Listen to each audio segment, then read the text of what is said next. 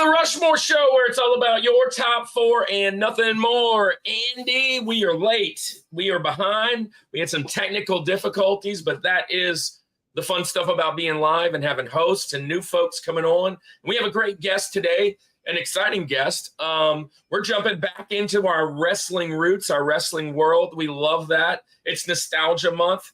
I'll tell you this, Andy, I'm shocked how much people love food, because all of our food topics always pop off. And this one is popping off.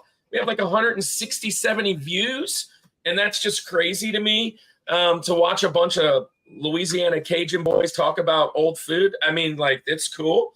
But today we're going to have fun, and we're going to chat up on wrestling faces. Now, Andy, you look at faces. What does that mean? Oh, man, we looked it up. We're talking about faces tonight, which is, we're not just talking about their physique of their face, but the face is essentially the term. Gosh, how long ago did we do heels? We did heels. So we did heels about a year ago. Did we do that with PJ? Who did we do it with? I believe so. Yeah. Probably. We did a lot of wrestling with him. Heels, we did that there. But we're going to go the flip side of that, faces or baby faces, as you've maybe heard it said before too. And it's all about kind of like the face of the wrestling organization, right? The good guys, the ones who are the crowd favorites, and I'll say this, and I'll talk about this when we get into criteria and things. Tonight's going to be interesting. Tonight's going to be different for me. If you've watched episodes where I have talked about wrestling, you pretty much know that there's like a very small niche of where I like to stay. And I won't spoil it all now, but it'll be interesting tonight. But I'm excited, man. Faces. I have a feeling. Yeah. I have a feeling you're going to pull a Kirk tonight, but that's just me. I don't know about like that. to go off the rails a little bit sometimes.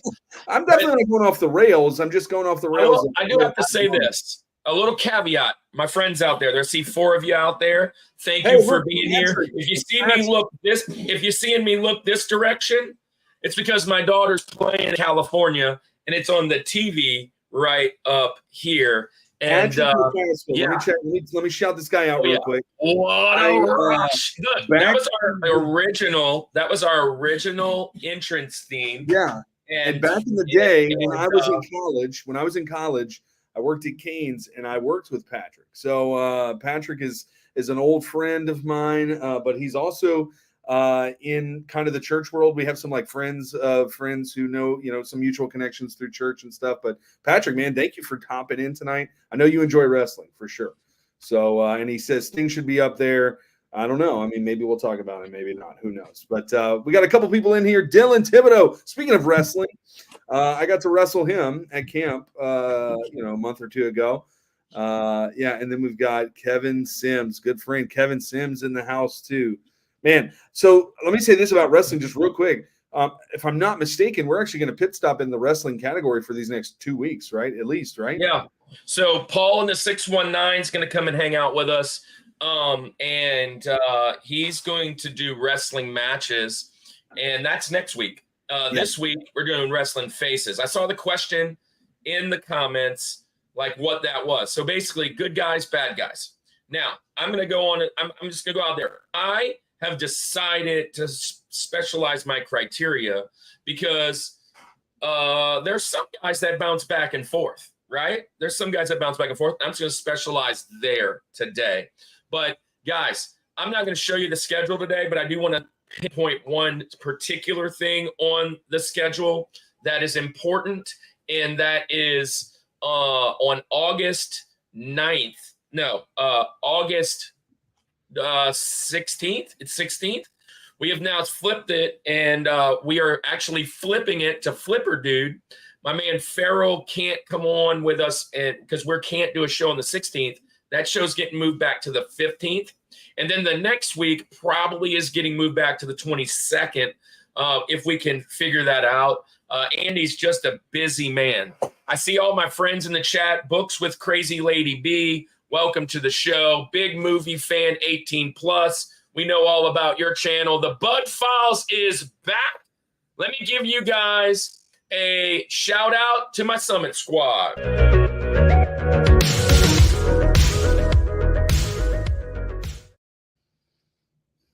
The 8 of you that are in here and anybody else that joins in, be sure to let them know. Follow everybody. I'm giving wrenches out to anybody that's in the channel. A wrench is just saying you're a moderator. As long as you keep it kosher and keep it cool, we'll keep it cool. We aren't a Christian podcast, but we're not a Christian podcast. So we're not going to go off the rails and talk all kinds of trash like we had last week with some of my students, ironically, and we're going to boot you. We're going to kick you out. I mean, we ain't got time for it. We're going to see you later. But if you're hanging around, follow everybody that's here, because this is not just our community, but it's other people's community. It's Bert's community. It's Paul's community. It's so many people's community that we are spending time in, and hang out with those guys and follow them. Subscribe. If you haven't subscribed to us already, what are you waiting for? We are 42 away from the 1K. It's time to get this show going, though. Andy, are you ready for Faces of Wrestling? I am so ready to get into tonight's conversation. And again, let me just throw this out there. If you guys catch me looking this way for a little bit, the daughter's on the TV, and she's up next. I apologize. Pause. Dylan might have a comment right now. The Switchfoot of podcasts. I love that. Hey, I do want to shout out Dylan. Dylan had a little sad moment on Facebook today, and I was really nervous that we were making him stumble. I'm glad to see he's here to hang out with us. I'm glad. We didn't get the boot from Dylan's life. Woo! We didn't get the boot. Well, look. Ladies and gentlemen, it's time. It's Veda time. No, that's wrong. That's not a face. But anyways, it is time to do Wrestling Faces. Let's get it.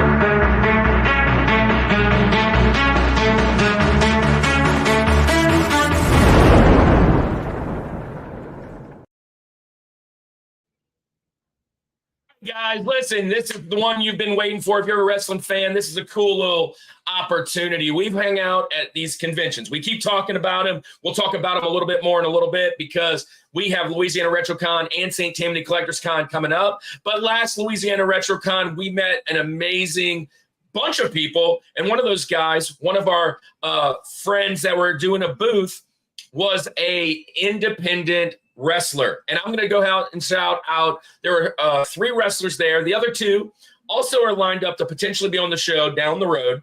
But we were able to lock in a guy that is, we had a long conversation. We talked about his faith. We talked about his journey a little bit. We talked a little bit about what it means to be at the conventions. And then I just shouted out and said, hey, man, would you like to be on the show? And he absolutely was all about jumping in. We had a little technical difficulty getting in, and that's my fault. We should have prepared a little better and been able to see if the requirements for StreamYard hooked up with him. So don't worry about that. I'm glad you guys are still hanging out. But look, I'm going to welcome to the show a Hall of Famer. He's been a champ.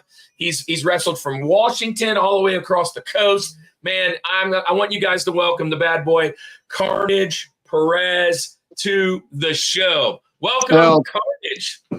Thank you, guys. I appreciate you, man. I know we've had some difficulties and stuff, but I'm glad to be on the show. You guys are awesome. I loved meeting you guys at the con, and anything I could do for you guys, I'm there, bro. Man, listen, it's this YouTube thing is a crazy journey. The way the communities work, the algorithms work, and I can tell you the number one thing that's probably helped us out was actually showing up at the conventions, and because it's hard to connect sometimes with people on a screen, but when you actually meet people and shake hands, it's like, oh man, yeah, I would love to have you over here. And having our guest always has made a big deal. So look, Carnage, there's a lot of folks that probably don't know who you are because of just the nature of this wrestling business.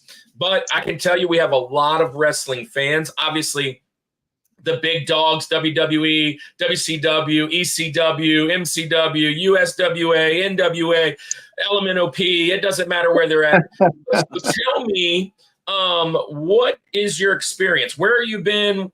How can people, support you and what you got going on? What's all this independent Hall of Fame that I hear? And also, You're a podcaster. You've been on a podcast. You ran a podcast. I actually watched a part of some of the episode today, and was just kind of looking back to see what you guys were doing. And man, tell us a little bit about yourself and your journey. Wow, I tell you, man, it's been a long journey, bro. I've been in the business since '93. I started, and I've been going strong now. It's been 30 years solid. I've wrestled all over the East Coast, all over the place, man, all over. Pretty much, if anybody needs to find me, it's easy. You could just Google Bad Boy Carnage. It's that simple. You'll find me all over the place. I'm on Twitter, Facebook, Instagram, everything, YouTube. If you want to see my YouTube channel, it's Cage of Dreams. Was a TV show that I created, and I was on Cox Cable for about 2-3 years. We did 2 or 3 seasons of it. It was about bringing people on that either had lived, are living, or about to live their dreams, and they would come on and help inspire others to live their dreams. And I had some great guests on there. If you go to my YouTube channel, Cage of Dreams, you'll see probably one of my biggest episodes was with Nyla Rose, who's actually in AEW right now.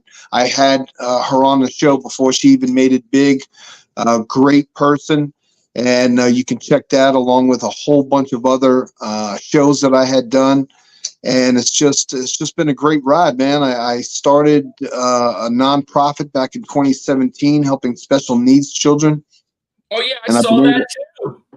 Yeah, I've been able to help kids all over the U.S., man, all the way to Washington State, Wisconsin, North Carolina, West Virginia, all over. I've been able to help a lot of kids raise money and help them, not just give them money, but I would purchase something that they needed to help their lives a little bit better. So it was something a little different. I just wanted to use my superpowers for good.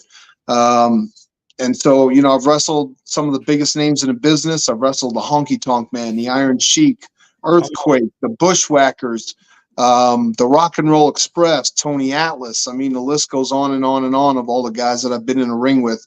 And it's just been a great ride. I'm still wrestling today. I'm currently the Southern States Heavyweight Champion for a promotion out of Mississippi called Old School Championship Wrestling. That's OL School Championship Wrestling on Facebook.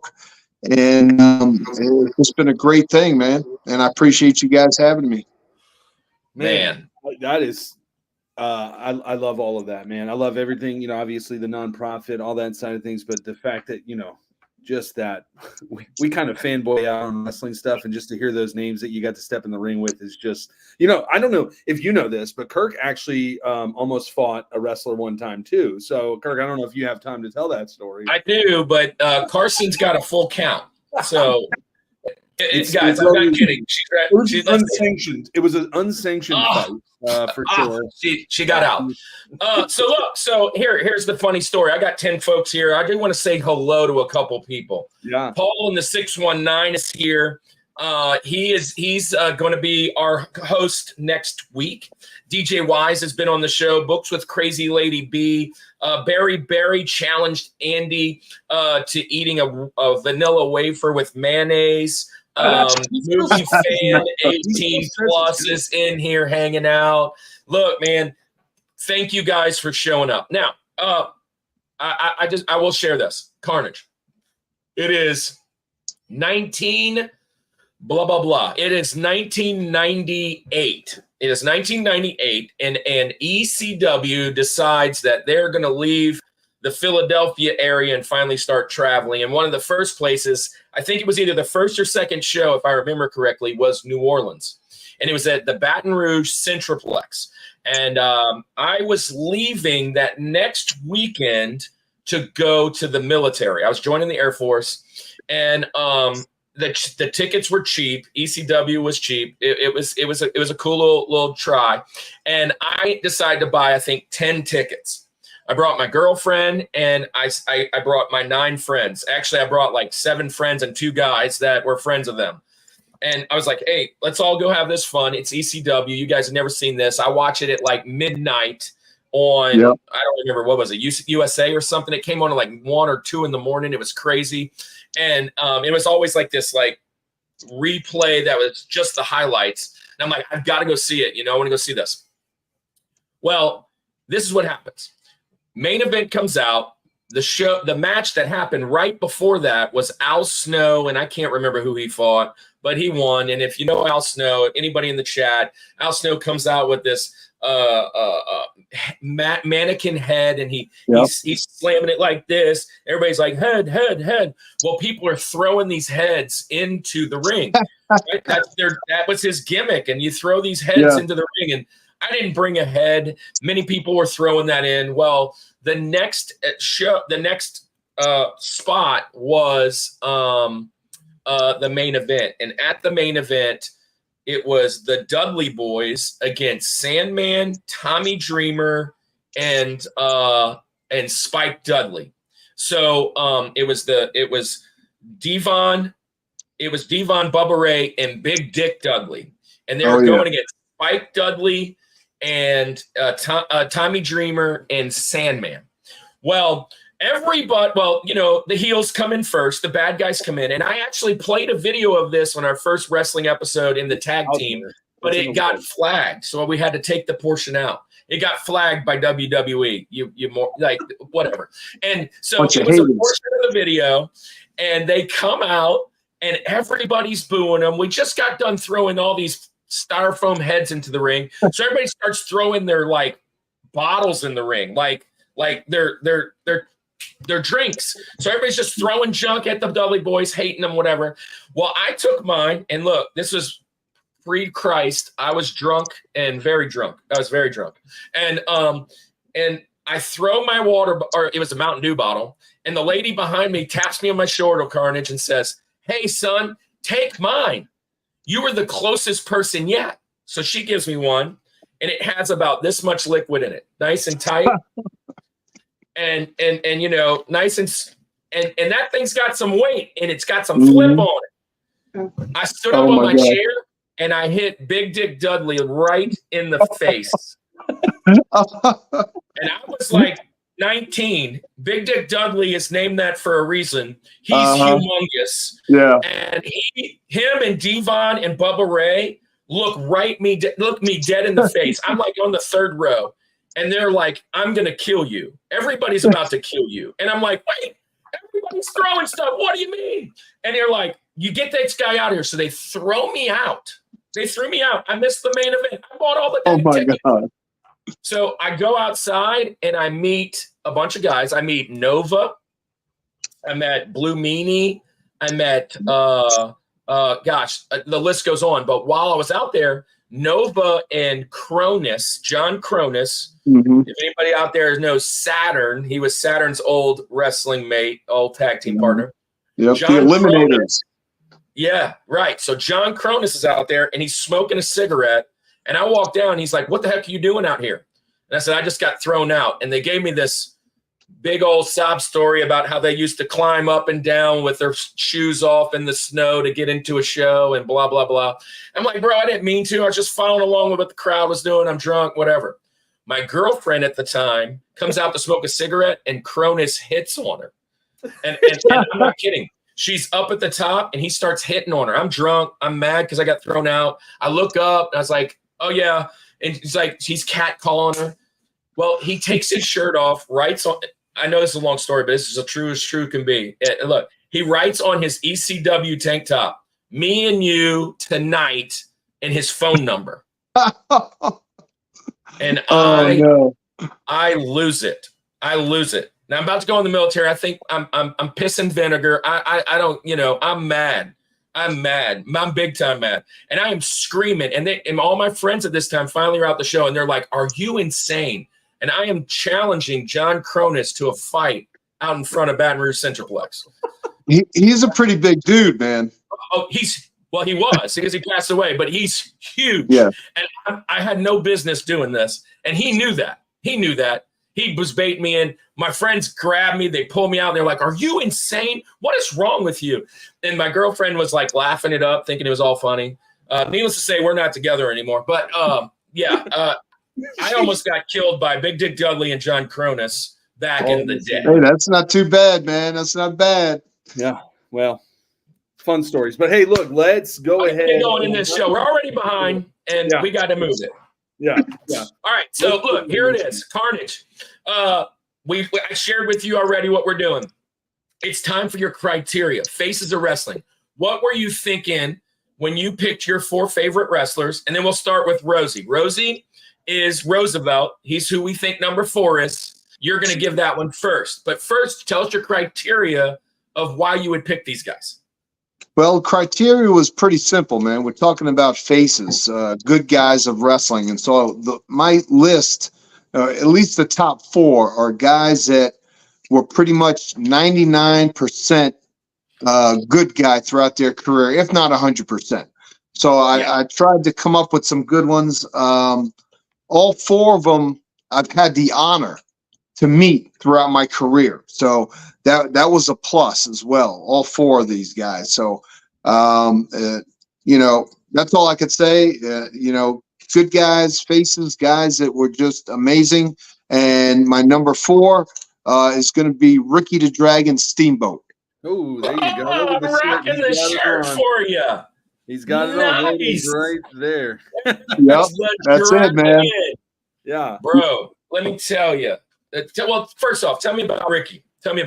You met Ricky. Yeah, it was 1989. He was the champion at the time. It was in Baltimore. They were there in Baltimore, and he brought his. They usually in Baltimore, Maryland, they had little meet and greets before the show, and so he was out there, and the Road Warriors were out there. Sting was out there. And dudes with attitudes. I can't remember. I think it was Johnny Ace and some other dude, but they were all out there. Got to meet him, talk to him and stuff. And then that night, Ricky actually brought his kid, who was very small at the time, and his wife. He brought both of them to the ring with him that night for his title defense.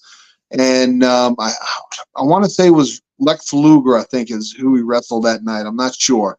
But it was just a great moment because I even got a picture of it, of them on the steps getting into the ring, him holding his little boy and his wife. And so that was really cool to actually meet him too. So great guy.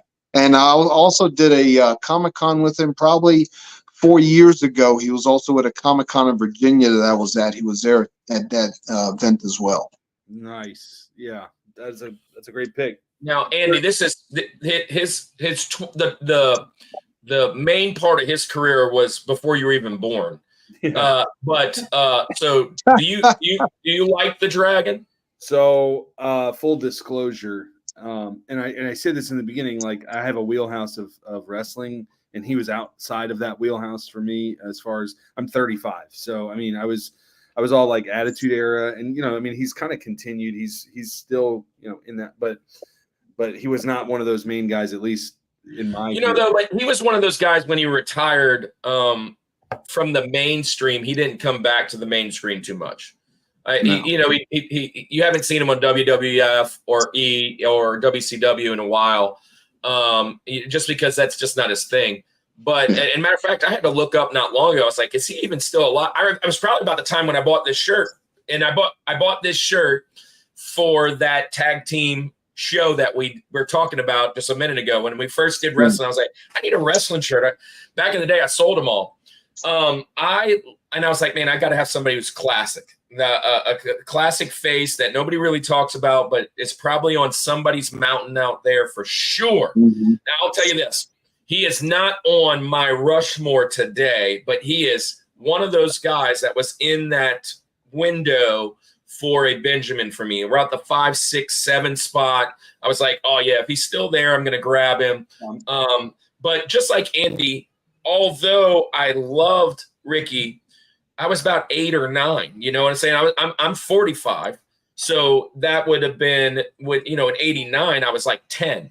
At that time, I loved wrestling, but I didn't love wrestling. I started to love wrestling towards the Monday Night Wars, and that was in his twilight. But I still appreciate him. He's a tremendous guy, and I see the documentaries and things on him. Everybody always talks that the highest level of him, that he was technical, that he was a good person, that he was always looking out for people, that he was not someone that would undercut people. He was a true professional. And I love that. And I love that, especially as a Christian. I mean, he's one of those guys I would look up to.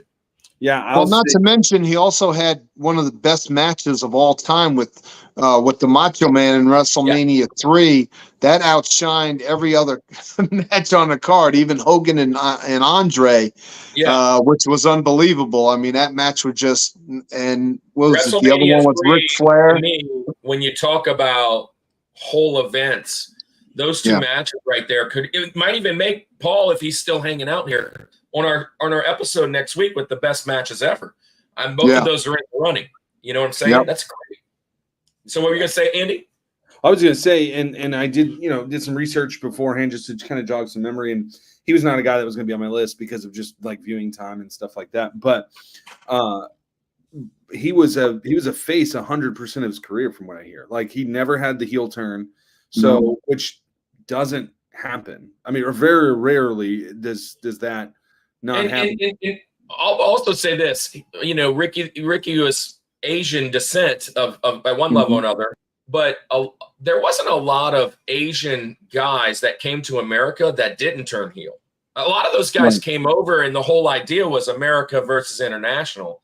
And when he came in, it was just a different thing, man. It was almost surreal that he wasn't a bad guy. Like, you always were kind of waiting for it, and it didn't. It never happened. No.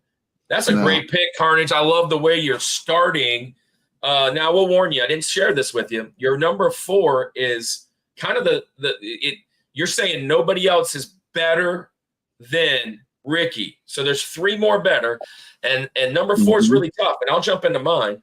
So my criteria is very similar to yours, and I kind of sent it out to you guys and saying, look, I've got to figure out how to do this. What I realized were most of my face wrestlers that I loved were not just faces. They were guys that tended to go back and forth.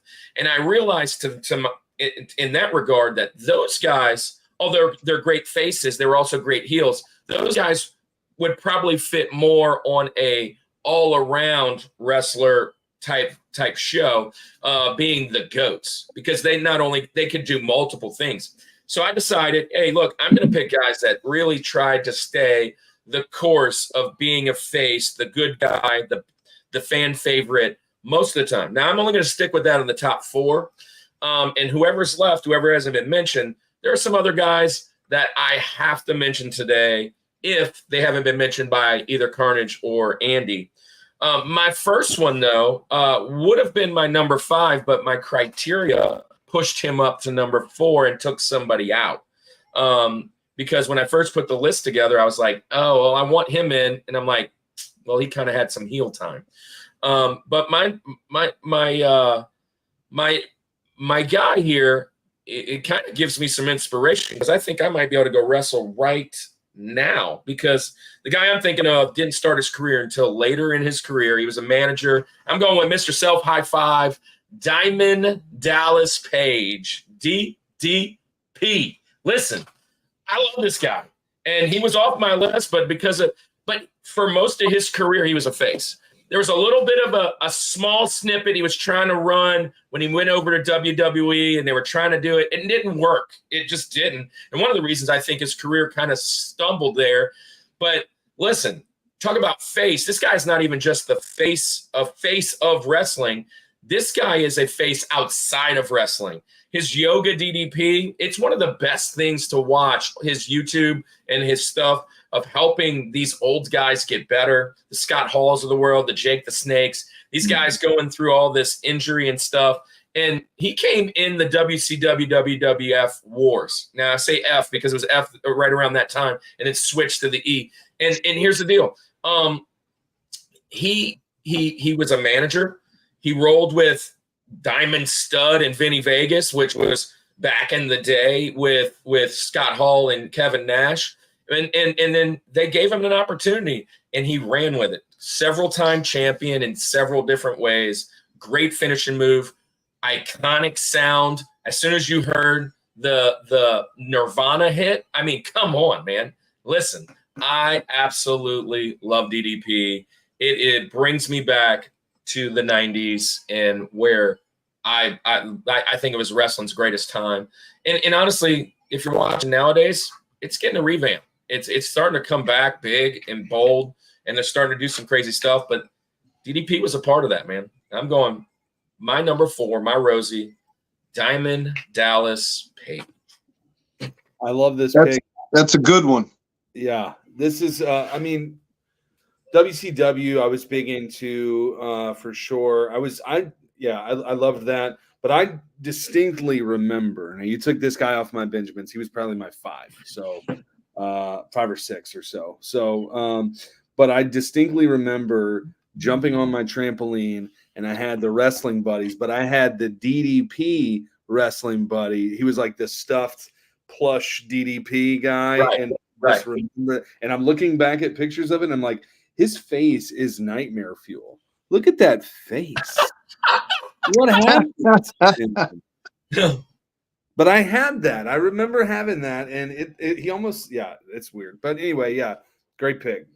I love the, dude. And listen, back then the stunner was a big deal, but the diamond cutter was legit, and that was before the RKO, which the RKO has become everything, right? It's every meme known to man for wrestling. People like, we got political people getting RKO'd on the internet, but Diamond Dallas Page, that full face cutter was legit, man, and he's just a fun guy, man, and it's great to see, him. He was like mid to late 30s when he started, like actual wrestling, which is just cool to me. So, Carnage, did you ever meet DDP? No, I have not. I followed his career though from when he was in the AWA with the can't remember the tag team that he was with, but there was Pat Tanaka and another guy, and that's where he kind of started as a manager doing that. But yeah, no, that's a good pick. I like it. He's done a lot of things with his life and helping others, like he's been doing, like you said, with Jake and Scott and everything. That's just a great thing. So here, let me just. It's one of the things I did for our show today. So he was in WCW, WWE, TNA, Impact, AWA. He was the WCW World Champ 3 times, WCW US 2 times, WCW World Tag 4, and he was at. This is the one. When he was trying to do the Jersey Triad with Canyon and Bigelow. That was about the time when he was trying to kind of be a bad guy, and it didn't work. So he's forever the good guy for me. Great pick there. Now, that's good. Andy, you're up, man. You're up. Yeah. So, again, because of, and maybe, it's similar for a lot of people, because of the time that I was watching most of my wrestling, that attitude era, the heel turn happened. I feel like, maybe not more than it had before, but I mean, it was just, it was blown up on TV, storylines and everything. It was just this massive craziness. Now, I wasn't even watching it when social media was a thing, and I can imagine that it's even more expounded now. But a lot of these guys, it was kind of hard for me to get guys who were 100% of the time going to be a face, right? So maybe there were some moments in their time, but I tried my best to get guys that were, 95% up, like as much as I could get, right? And I think I did pretty good with my list. And some of these may actually even be those hundreds, but so putting them in order was kind of tough. And also, as I shared earlier, oh my God, I usually mention there's like the same 4 wrestlers I talk about all the time. I talk about Stone Cold, I talk about Undertaker, I talk about The Rock, I talk about DX, right? Like that's the 4 that I talk, and I'm avoiding all 4 of those today. So I've immediately eliminated all 4 from contention just because I just don't want to be a broken record. So let me continue here. And with my Rosie, my number 4, go ahead and take me to 619. Give me Mr. Rey Mysterio. Rey Mysterio. He is my Rosie. Listen, watching this high-flying lucha libre style wrestler is just so. He's like 5'6". He almost looks like he has no business doing this, but he is just so athletic, so high-flying. Seeing all of those different moves that he does, and then also on top of that, you've got the showmanship side of it too, like the gimmick, the shtick side of it, where you got a different mask all the time. Now he had that little run kind of in the LWO kind of thing where he was unmasked for that time, but he's still kicking. He's still doing it. He's got his son wrestling too now, Dominic, right? Who might be the biggest heel in wrestling right now. Right, maybe so, So, but yeah, I got to go with Rey Mysterio. I do remember, not that I, and again, those guys that I mentioned that I'm not going to talk about tonight, they are the kind of guys who were the guys that I was following, right? The Undertakers and the things like that. But and especially when I was like jumping on my trampoline and trying to emulate some of their stuff, I would never attempt to do anything that Rey Mysterio was doing on the trampoline because everything would be broken in me. But I do remember getting that WWE The Music CD and having Rey Mysterio's 619 rap on it. And then also, I believe that isn't his song, or at one point he had a song with POD. He did. Did his song for a little while there too, which makes sense. They're, San Diego, they're that area. So anyway, my Rosie, my number 4 on my list, I'm going to the high flying 619, Rey Mysterio. Filthy animals. Yeah. You filthy animal. Hey, look, I think Carnage is having a little technical difficulty again. He just logged out, logged back in. So I'll share. Rey Mysterio is absolutely on my Benjamins. He's on my honorable mentions. I almost put him in my top 4. He's probably, he's in the top 8. I was looking at him. Wrestling Crush, Dirty Dom. Yeah. Hey, this is a fun comment right here, though. I don't know that any member of Kiss ever wrestled, but it inspired. There is the Kiss Demon, which did wrestle, which he actually was a great wrestler, but had a poor gimmick because he was the baseball guy too, MVP. Yeah. But going back to Rey Mysterio, man, is how old is he? I mean, he jumps around like he's 20. He's got to be almost 60, right? Well, if not, right here, he oh my gosh, he was born in 74. So he's not that much older than me. He's almost 50. 50. So in December. Wow. Okay. So he's got several years left. I guess that makes sense with Dom. Dom's kind of in his 20s, so that makes a little bit of sense. He's not like senior citizen status. It isn't at all. But come on, to still do what he does at that age is impressive. Yeah. I'm going to shoot Carnage a message. Carnage, I don't know if you can hear me, but your camera isn't connected. So I'm going to shoot him a message, and maybe he can get back in here for his go. If not, we'll go and then let him go after. It's the beauty of live TV. The beauty of live TV. But thank you guys for being here. Yeah. But Rey Mysterio, man, 49 years old. Yeah.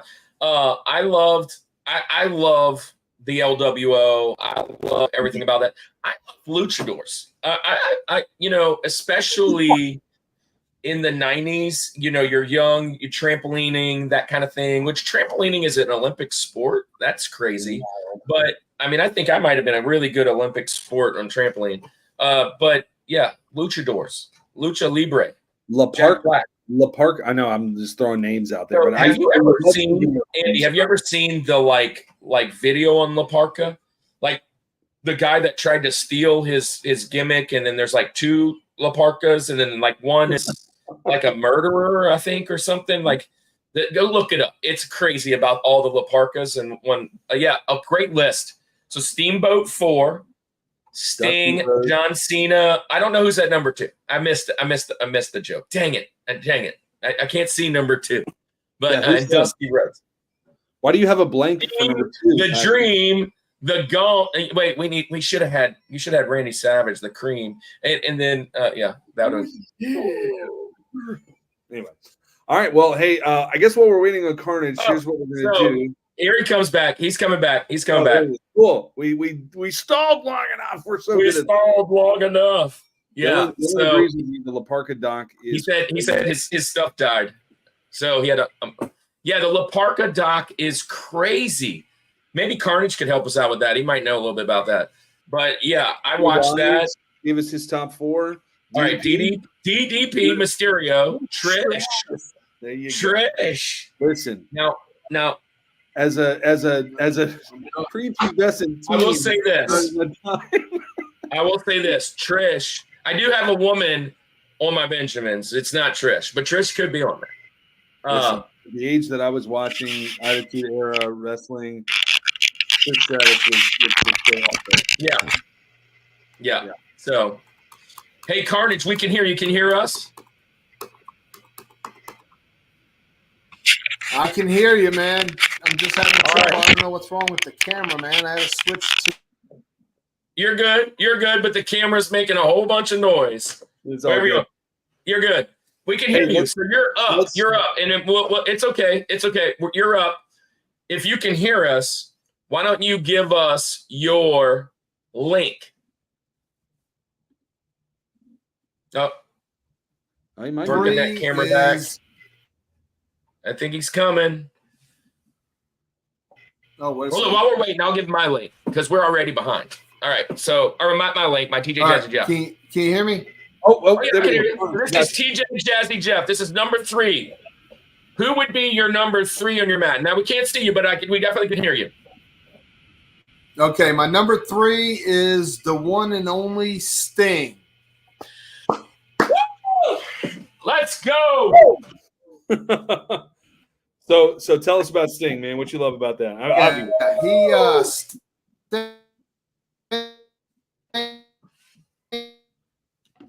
Uh-oh. He's trying to fire is probably we got you. He had been a face his whole career. Yeah. Your internet is kicking in and out, I think, Carnage. So he's talking about Sting. See if you can fix it when you catch back up. Sting, great pick. I've seen a couple people in the chat, several-time champ. Had a couple different iterations, but even when he went to be the bad guy, he was still a good guy. You know, when he did the Crow, he was still bad guy. He was bad guy, but he went good. Fighting NWO. This is a great pick. Andy, you a Sting guy? Interesting thing about faces, though, is that it doesn't – I don't feel like it's as much like they're like goody two-shoes and everything that they do, whereas like they may be like bad dudes, but they are just crowd favorites that just are up there, which is, part of what some of those guys that I said I'm not going to mention tonight in my list – you wouldn't automatically, if you just saw a picture of them, you wouldn't be like, if I saw a picture of Sting, I'd be like, and I had no recollection of anything wrestling. You see a good guy or a bad guy, I'm like, immediately, this dude's a bad dude. Look at this dude in the trench coat, If you saw Surfer Sting, though, you might think he's a good guy. Right, exactly. Yeah, 80s was a little bit different. But yeah, so this is a great pick. This is probably going to be on most people's list. This is on my Benjamins. You did take another Benjamin away from me. But regardless, obviously, this is a great pick. Carnage, can you hear us? Can you try and talk?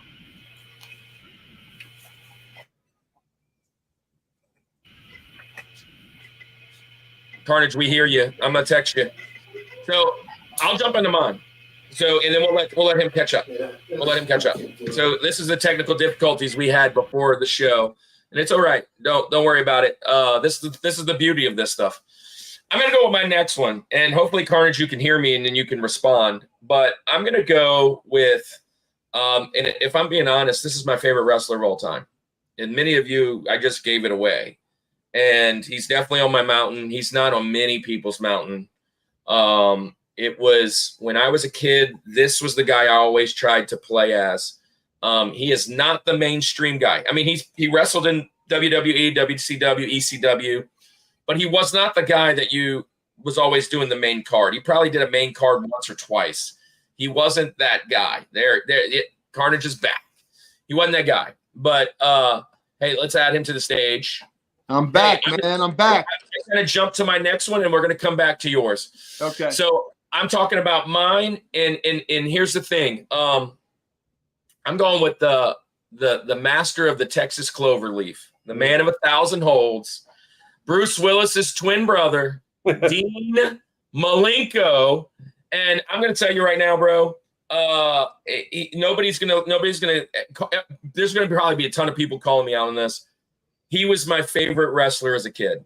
When he was Cyclope and he was under the mask, I knew it was him on a heartbeat. I was like, bro, that guy wrestles exactly like Dean Malenko. I tried to emulate him. I tried to do his side drop kick, but he was almost always a good guy. And he ran in the cruiserweight division. I love the cruiserweights. He fought Rey Mysterio quite a few times.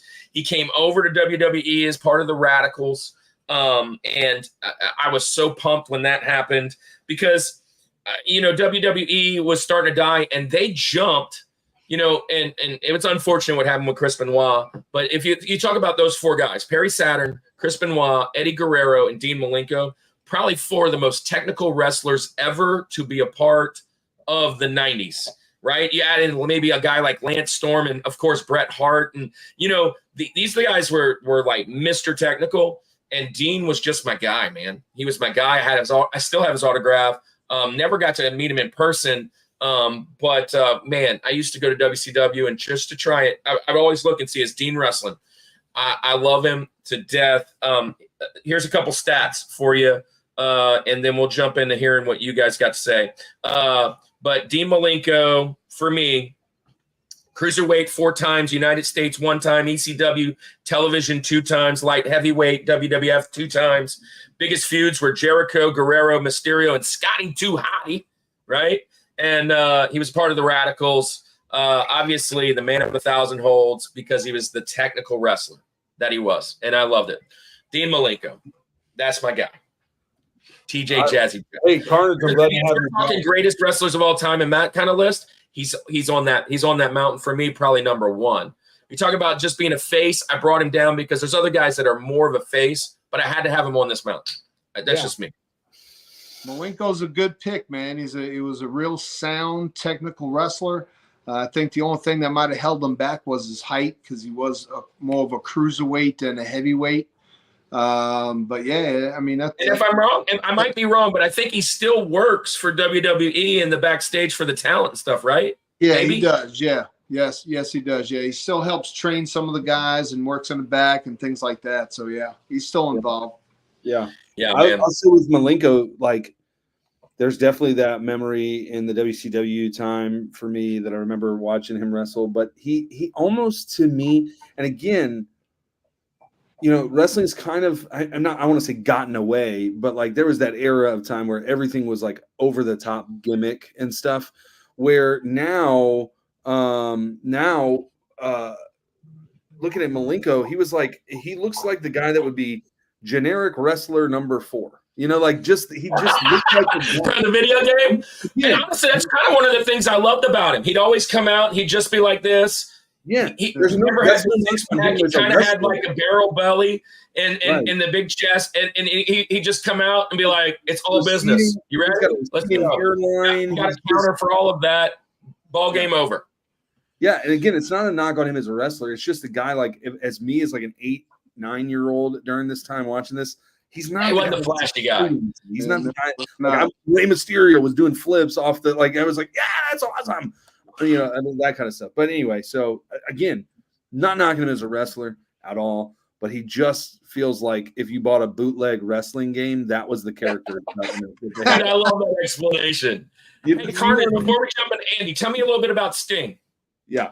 Sting, I'll tell you, man, I met him in 1990 and got his autograph and everything, got to meet him. That was before I was even in the business, but he was just, I don't know. He's just got that charisma, man. No matter what he did. He's the Rizzler. Yeah. I mean, that's what the kids nowadays say it, the Rizzler. Yeah. But no, he was just awesome, man. I loved him in the Wolf Pack. I loved all the different gimmicks, the Surfer Sting, the Crow Sting, and he had a great career. WWE dropped the ball. They should have put him in there against The Undertaker. That was the match that everybody in the world right. And it never happened because they job him out to Triple H, and then they put him in there with Seth Rollins. Seth Rollins jacks up his neck. And they missed the ball on that one. I think they should have gone right to the Undertaker. And we could probably have a long conversation just on this and keep everybody all night. This is about the time I stopped watching. Yeah. When Sting finally shows up in your organization and he just constantly kept either losing or gotten hit by a chair. And I'm like, bro, why? And this is when that big thing came out where they were like, Vince doesn't want to push WCW guys, but he was pushing Booker T. I didn't understand it. Like, I didn't understand what was going on. And there were some things in the back that were like, we're going to make their number one guy look like a chump. But it was crazy. And then he goes to AEW and helps them, and TNA and helps them. And his last match, I wish I could have been at that. That's one of those ones that I wish that I could be there. But he was just in Gulfport not long ago. Andy, when I was in town, we almost went. I think it was like around 4th of July or something. Jeff Huffstetler, who was on our show not long ago, he has a picture with Sting in Gulfport about a month and a half ago. Man, this is a great pick, man. I love that. I love that pick. So, Andy. It was in TNA, and he did the main event Mafia with Scott Steiner, Kurt Angle, and those guys. I thought that was really cool. Yeah. I love Barry's comments. Sting plays a good bass. In the Police, even boss man. Here's the thing. Even if you are not able to watch Sting anymore, he'll be watching you. So, I mean, that's really and I stand corrected. Thank you, DJ. And you're right. Dean is in AEW now. Thank you for helping us out with that. And that's fine. But Andy, finish off the first half of the mountain. All right. This was tough because I really wanted to put this guy a little bit higher, but my one and my two are going to make sense of why, just for a personal reason, why I put them there. This guy could easily be the one for me. Again, I am going to go to Attitude Era, although he spanned multiple eras, but just probably if I were to like most likable wrestler during this time, like just again, sometimes not even really known as much for his wins as he is some of like the stuff that he just went through. Kirk, I might be surprised if he's not on your list. But again, there's so many people that I guess I could get it. I'm going with Mick Foley. Going Mick Foley. In any iteration, you want to give it Dude Love, you give it Mankind, you want to give it Cactus Jack. I don't really care, but I'll take Mick Foley or just Mick Foley himself, right? When he was just Mick, I absolutely love this. I mean, you talk about a hardcore wrestler who is, again, more known probably for some of his losses and some of the hits that he took, but how he just kept going. And I'm just giving you a heads up, like it's definitely on my list of wrestling matches. It's probably the most iconic match, at least during the Attitude Era. He was a heavy part of that in a loss. If we don't triple crush on that, then Paul, I don't know what's up. Yeah. So either way, Mankind, Mick Foley, Dude Love, Cactus Jack, any of those types of things. He's just a hardcore wrestler. His character was so again, I'll just speak specifically for Mankind because that was kind of more in my time of watching. He kind of reprised some roles and different gimmicks and things throughout. But just to be that tormented, awesome character in that. I watched Undertaker's podcast the other day where he sat down with Mick and they just literally did kind of like a play-by-play of that match and talked about all these things that went into it. And it's just, gosh, I mean, I'm not sure that there's a more, like I said, likable guy when it comes to WWF, WWE, at least. Seeing him as Santa Claus multiple times was a ton of fun. Oh, play some lottery. There you go. All right, sweet. But yeah, anyway, I'm going to go with him. He's Hall of Fame 2013. I love Mick Foley, man. And I know, Kirk, that you're going to agree with this because I completely appreciate this pick because this is the guy I took off the list because for plenty time, Cactus Jack and Mankind were both heels, tremendous heels. Yeah. Dude Love never really was a heel, although he did a little bit. I almost just said Mick Foley, and then Mick Foley never was a really bad guy. I mean, he was always a good guy. Yep. But yeah, I got my Mankind book with go. the auto, and there it is. Meeting him.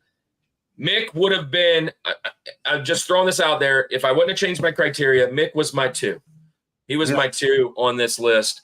I love Mick Foley. What I love most about Mick Foley, again, almost like Dean Malenko, almost like DDP, I feel like I can be a wrestler. Like, I'm serious. Like, Mick Foley is that guy that you're like, that guy's the wrestler? But after watching him for 35 plus years, he is the most insane guy out there. Like, he don't care. I mean, he brought a lot of that Japanese stuff over with the thumbtacks and the barbed wires and all that. And he pushed it in to WWE in that Attitude Era, and then got the Hardcore Championship going, all of that stuff. And man, he is a phenomenal character. He is backyard wrestling. He is Mr. Hardcore. And if you hate Mick Foley, then I'm going to just go out there and throw it. You're not a fan. Watch him afterwards. And you said it. You saw him on The Undertaker's podcast. If you watch him afterwards, he is such the likable guy. Like, he's the guy I want to be friends with. If I want to be friends with a wrestler, I want Mick Foley's stories. If you've read this book, they're crazy. Like, I just want to sit around and a cup of coffee and just go, bro, you talk, because I want to hear it. Right? Yeah, I saw him about a month ago. He was here in New Orleans. He was wrestling in one of the indie promotions. He was there as a special guest, and he went up in the ring, and they gave him a little spot with one of the wrestlers there and everything. And it was really good to see him, man. It was nice. That's awesome. Yeah, and I would have had him on my mountain. I mean, 100% he would have been on my mountain. I love this guy.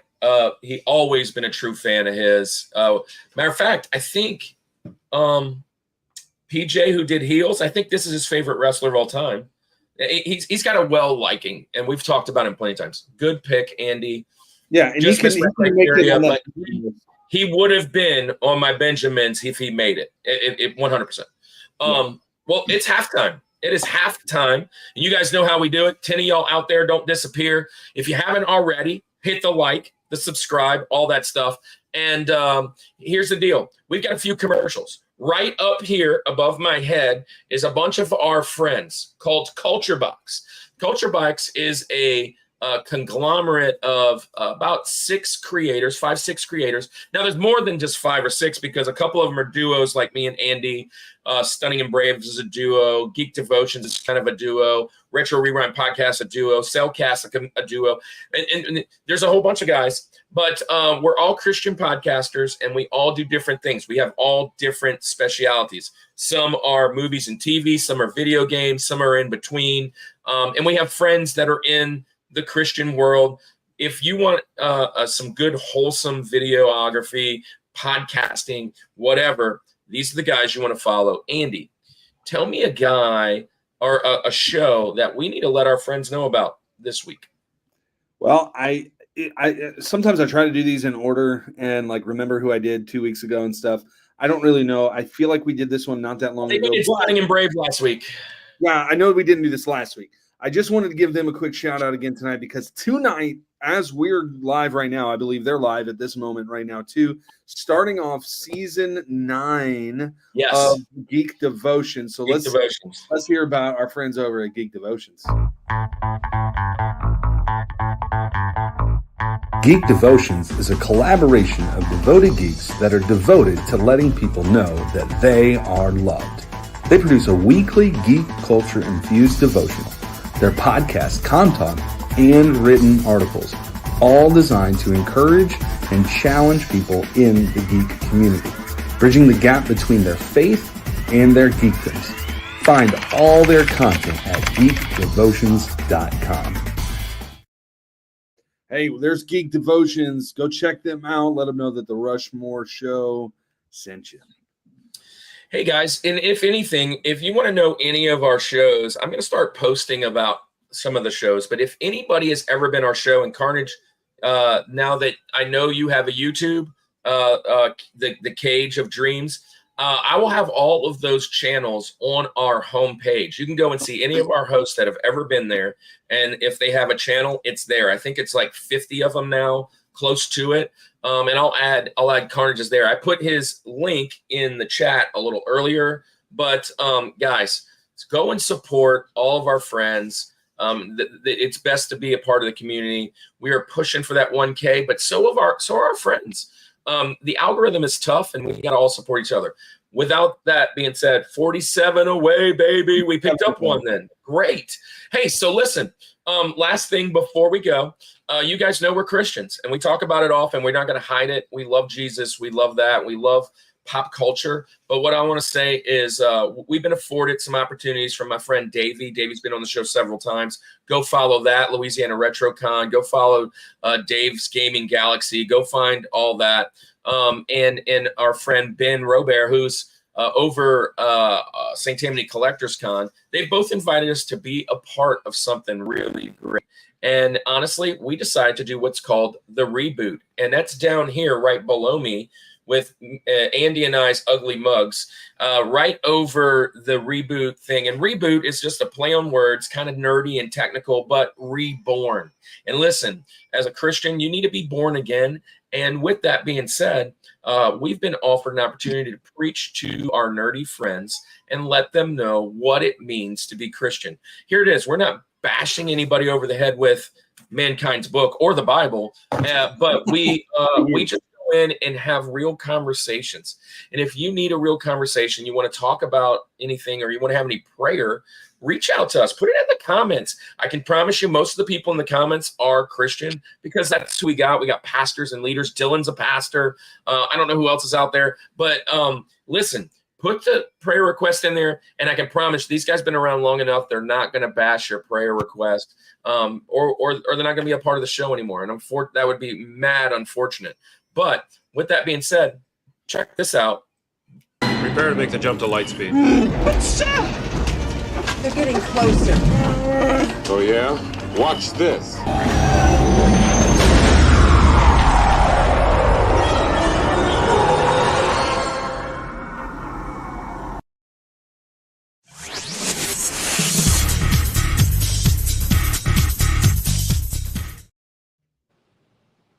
Guys, I need your help. If you're a Christian, if you are a pastor, if you're a leader, and you want to do a reboot with us, the Nerd in the Word, you're welcome to do a devotion. Just hit me up. Guys like Geek Devotions are going to do one, and several other friends of ours.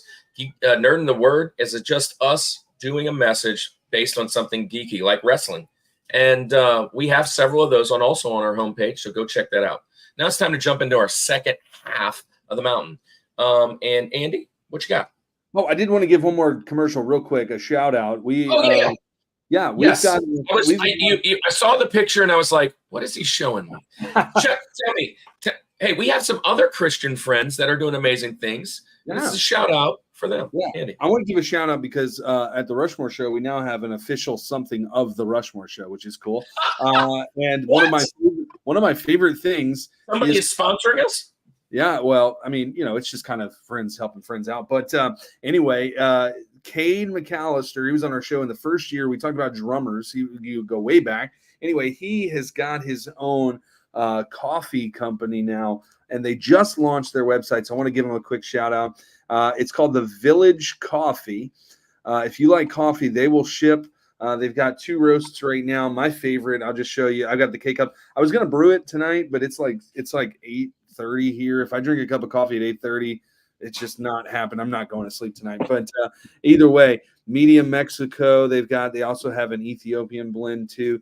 Super awesome stuff. They do a K-Cups. You can buy it. Just the coffee grounds too.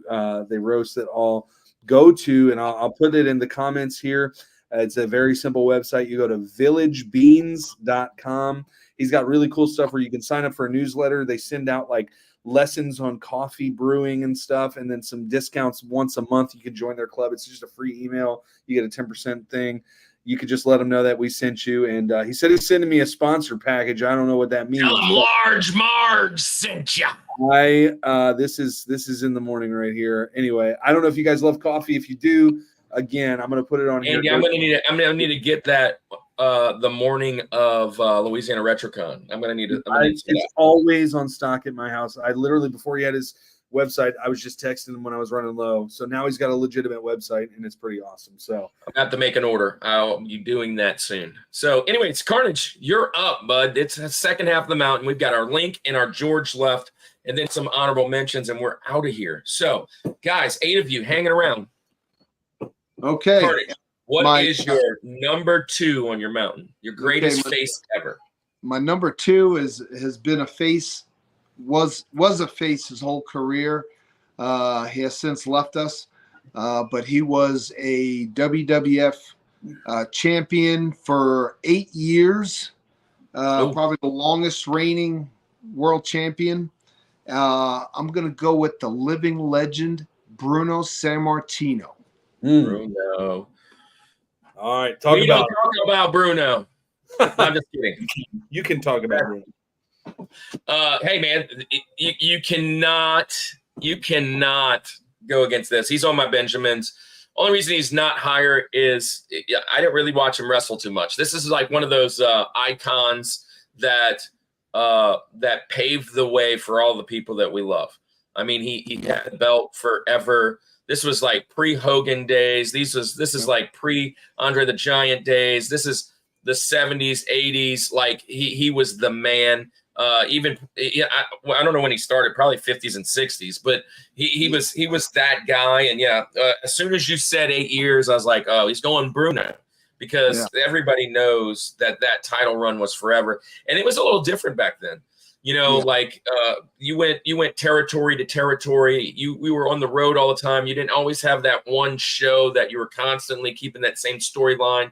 And he brought that belt to storyline, to storyline, to storyline, to storyline, to storyline. Like all kinds of them. Everybody's trying to challenge him for it from different places.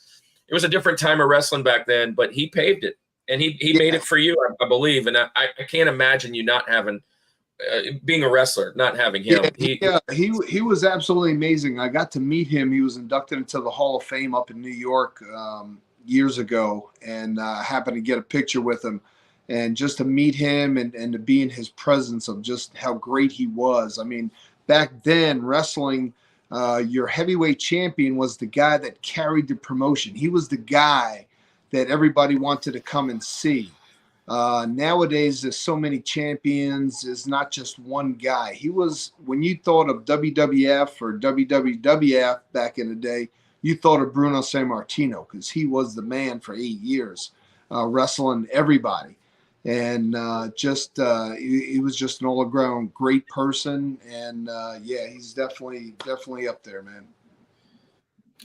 Yeah, listen, outside of just research and hearing the name, I mean, he's just not a guy that was coming across my list here. But I do see literally every wrestler. Like there's a YouTube video that I was scrolling through. It's like super long. They're all explaining why he's such a legend. So, yeah, great pick. Yeah, I really value this pick, and it shows. I mean, I think about being a teacher, and I think about being a pastor, and then like who paved the way there, right? And you go back and those professions. But when you got wrestling is such a niche, right? Everybody knows those guys. I mean, you can go back, to the early 1900s, and they talk about guys, the Gagnes and of the world, and the Kowalskis. This guy is there, and if you're a wrestling and you're in the business, they're teaching you his stuff. You're teaching about what he did and how he was able to carry that promotion.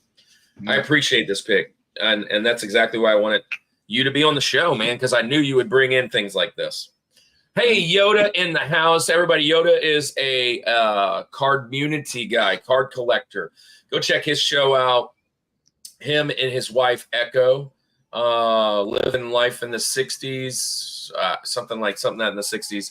Hey, there's my wife from California. I'm watching you on the TV, which I'm assuming the game, if you're writing, the game must be almost over, and I'm behind, because they're in the 7th inning. But that's my wife, guys. No spoilers. No spoilers. Yeah, they're up 7-2. So they're in California. Anyways. Yeah, good pick, man. Great pick. Oh, did we lose him again? That's okay. We got one Andy, before we come back. oh, I'm up. Yeah, So that is your my turn. number 2, my link. Listen, these two to me were my favorite good guys that never turned bad. I mean, it just is what it is. I'm going. Carnage. You were talking about 8 years, right? 8 years holding the belt. The guy I'm going to talk about is one of Andy's favorite. He held the belt for 173 consecutive matches in WCW. Who's next? It's Goldberg. Yeah, Bill Goldberg and the Jackhammer. And I mean, he is, dude. When wrestling was big and going, Goldberg was a guy that, I mean, I got my tribal tattoo because his tribal tattoo was cool. I mean, everybody just loved Bill.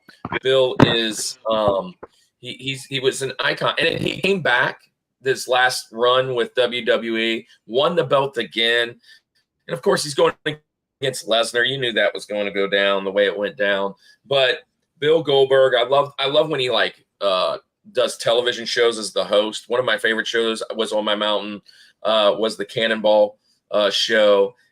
He's just a good character. He's a good person.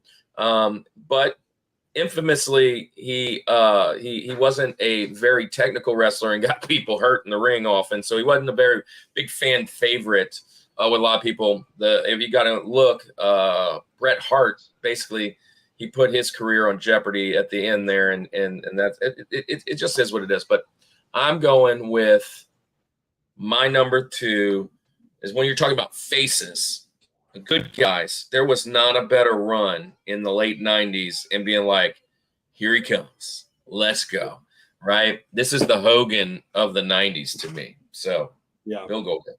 Yeah. Well, hey, look, let me just say this real quick.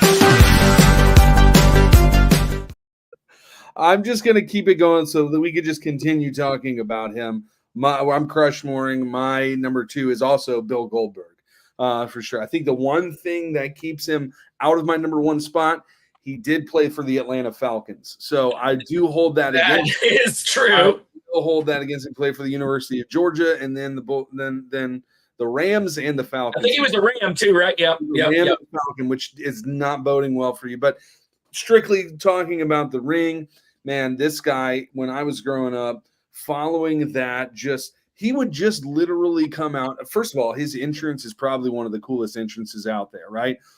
Coming from backstage, snorting the smoke. Got the security guards following. He's going through all the sparks and the smoke. Which I always found that funny, Andy. The security guards. Like, what are those guys doing? Those guys in those bright yellow shirts ain't doing a thing. Ain't gonna do a thing. But look, here's the thing too. So just again, because Crushmore here, we'll have plenty of time to talk about him. I absolutely love the fact that he would come in, and for the longest time, he never said a word, even before he had like that "who's next, you're next" kind of deal. Like he would come in, he'd take 5 seconds, he'd knock you out, he'd pin you, it's over. Like, and then he'd leave. He was just in there to kill you and then leave. It was this awesome thing. Obviously, then the whole thing with Razor Ramon, or what was it? Oh my gosh, Scott Hall and Kevin Nash and the taser, and it kind of ruined that. But obviously his career continued and stuff. But even outside of, honestly, hey, can I just throw this out there? That's why Hogan's not on my list today. Like, seriously. Yeah, I mean, he was a big part of that. Yeah. So it's just not. Yeah, I love this, but I will say this too, as an added bonus to kind of make up for playing for the Falcons, he is on the Goldbergs, and he's hilarious as an actor. As the coach, the coach's brother, who's also a coach, and him as a PE teacher. Can you imagine having Bill Goldberg as a PE teacher with those short shorts and everything?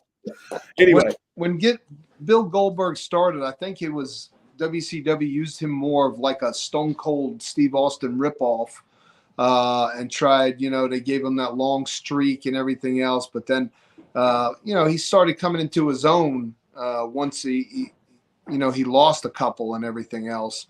And I think he became more of a real individual as his own. He wasn't compared to Steve Austin anymore. I think the only thing I don't like, you mentioned that we all wanted that fight too. You know, you're talking about Sting and Undertaker, Goldberg and Stone Cold. That was the other fight. Yeah, that everybody wanted, right? Now, the only thing I don't like about Bill Goldberg is that he ended my man Bret the Hitman Hart's career by kicking him in the head. But right, and that's that was a big deal. And the thing is, you go and watch him in his he's not.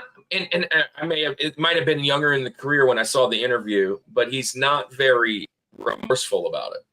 He's not. No, he's not. And he might have changed the tune, but I'm a huge Bret Hart fan, and he would also probably be on this today. But he had a long string of a bad guy. Yeah. But he had a great string as the good guy when he's handing out those things. Oh yeah. So seeing him get hurt, that does tarnish Goldberg a little bit. And it's kind of like Mabel. Undertaker talked about having Mabel. The reason he put him on his team was because he kept hurting everybody. He never would get hurt. He's like, I don't want to fight him. He's on my team. That means I don't have to fight him. So yeah, Goldberg, that is probably one of the big things. But football guy that turned wrestler, wasn't super technical. So it was all about the power. Yep. Yeah, he was just on Chris Van Vliet's podcast the other day and talked about, did he? Was he remorseful, Dylan? I'm sure he's older now. I think he's probably like, yeah, I get it. And I love that podcast, by the way. I love that podcast. So, Andy, who's your number 2? Goldberg. I already said it. Oh, yeah, that's right. So, number 1. So we crushed for it. I forgot. Crushed for Goldberg. So this is your George. He said he and Bret squashed it personally. Great. Carnage, you're up. This is your greatest face of all time. Now, who could be better than Bruno? Well, I tell you what, this pick, my number 1 pick, is a pick that inspired me to get into the wrestling business. Let's do it. I watched him back in the 70s. He had a great feud with superstar Billy Graham, and that's what kind of snagged me into the wrestling business. I had a chance to actually meet him in 2005 unexpectedly. He showed up on a show that I was on. Probably one of the greatest of all time as far as I'm concerned, the American Dream, Dusty Rhodes. Woo! Let's go. Now, somebody in the chat said it earlier. Now, here's the only thing I have against the working man was that he was the working man, right? And when you talk about being a face, of course, that's what you want, but he never was the face of the promotion, but he was the biggest face in the promotion. Like he was everybody's, like when he came out, the pop, the love, and they never put that belt around him. And I'm so happy, honestly, that Cody could finish the story, that they were going through that thing, because honestly, Dustin was trying to do it, right? And he never got the pop, right? And they put him in that, and as great as Goldust was, it was not a main event thing, right? He got pigeonholed into it, and he played the character fantastic.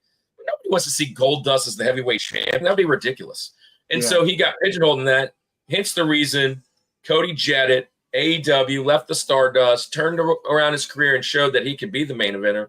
That's right. And it's amazing. I love it. And I mentioned this earlier. Wrestling is now popping again. And one of the main reasons, obviously, Vince is kind of out the door with WWE. But AEW is doing great things. TNA is doing great things. But Cody and Roman have become what nobody thought they would be. And they are. It doesn't have to be the normal faces that you're thinking that carry the program, the John Cena's of the world, the Triple H's and whatever. And so, boom, I love this pick. It's fantastic.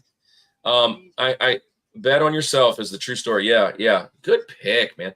Andy, you like Dusty, the Dream, Mr. Rolex?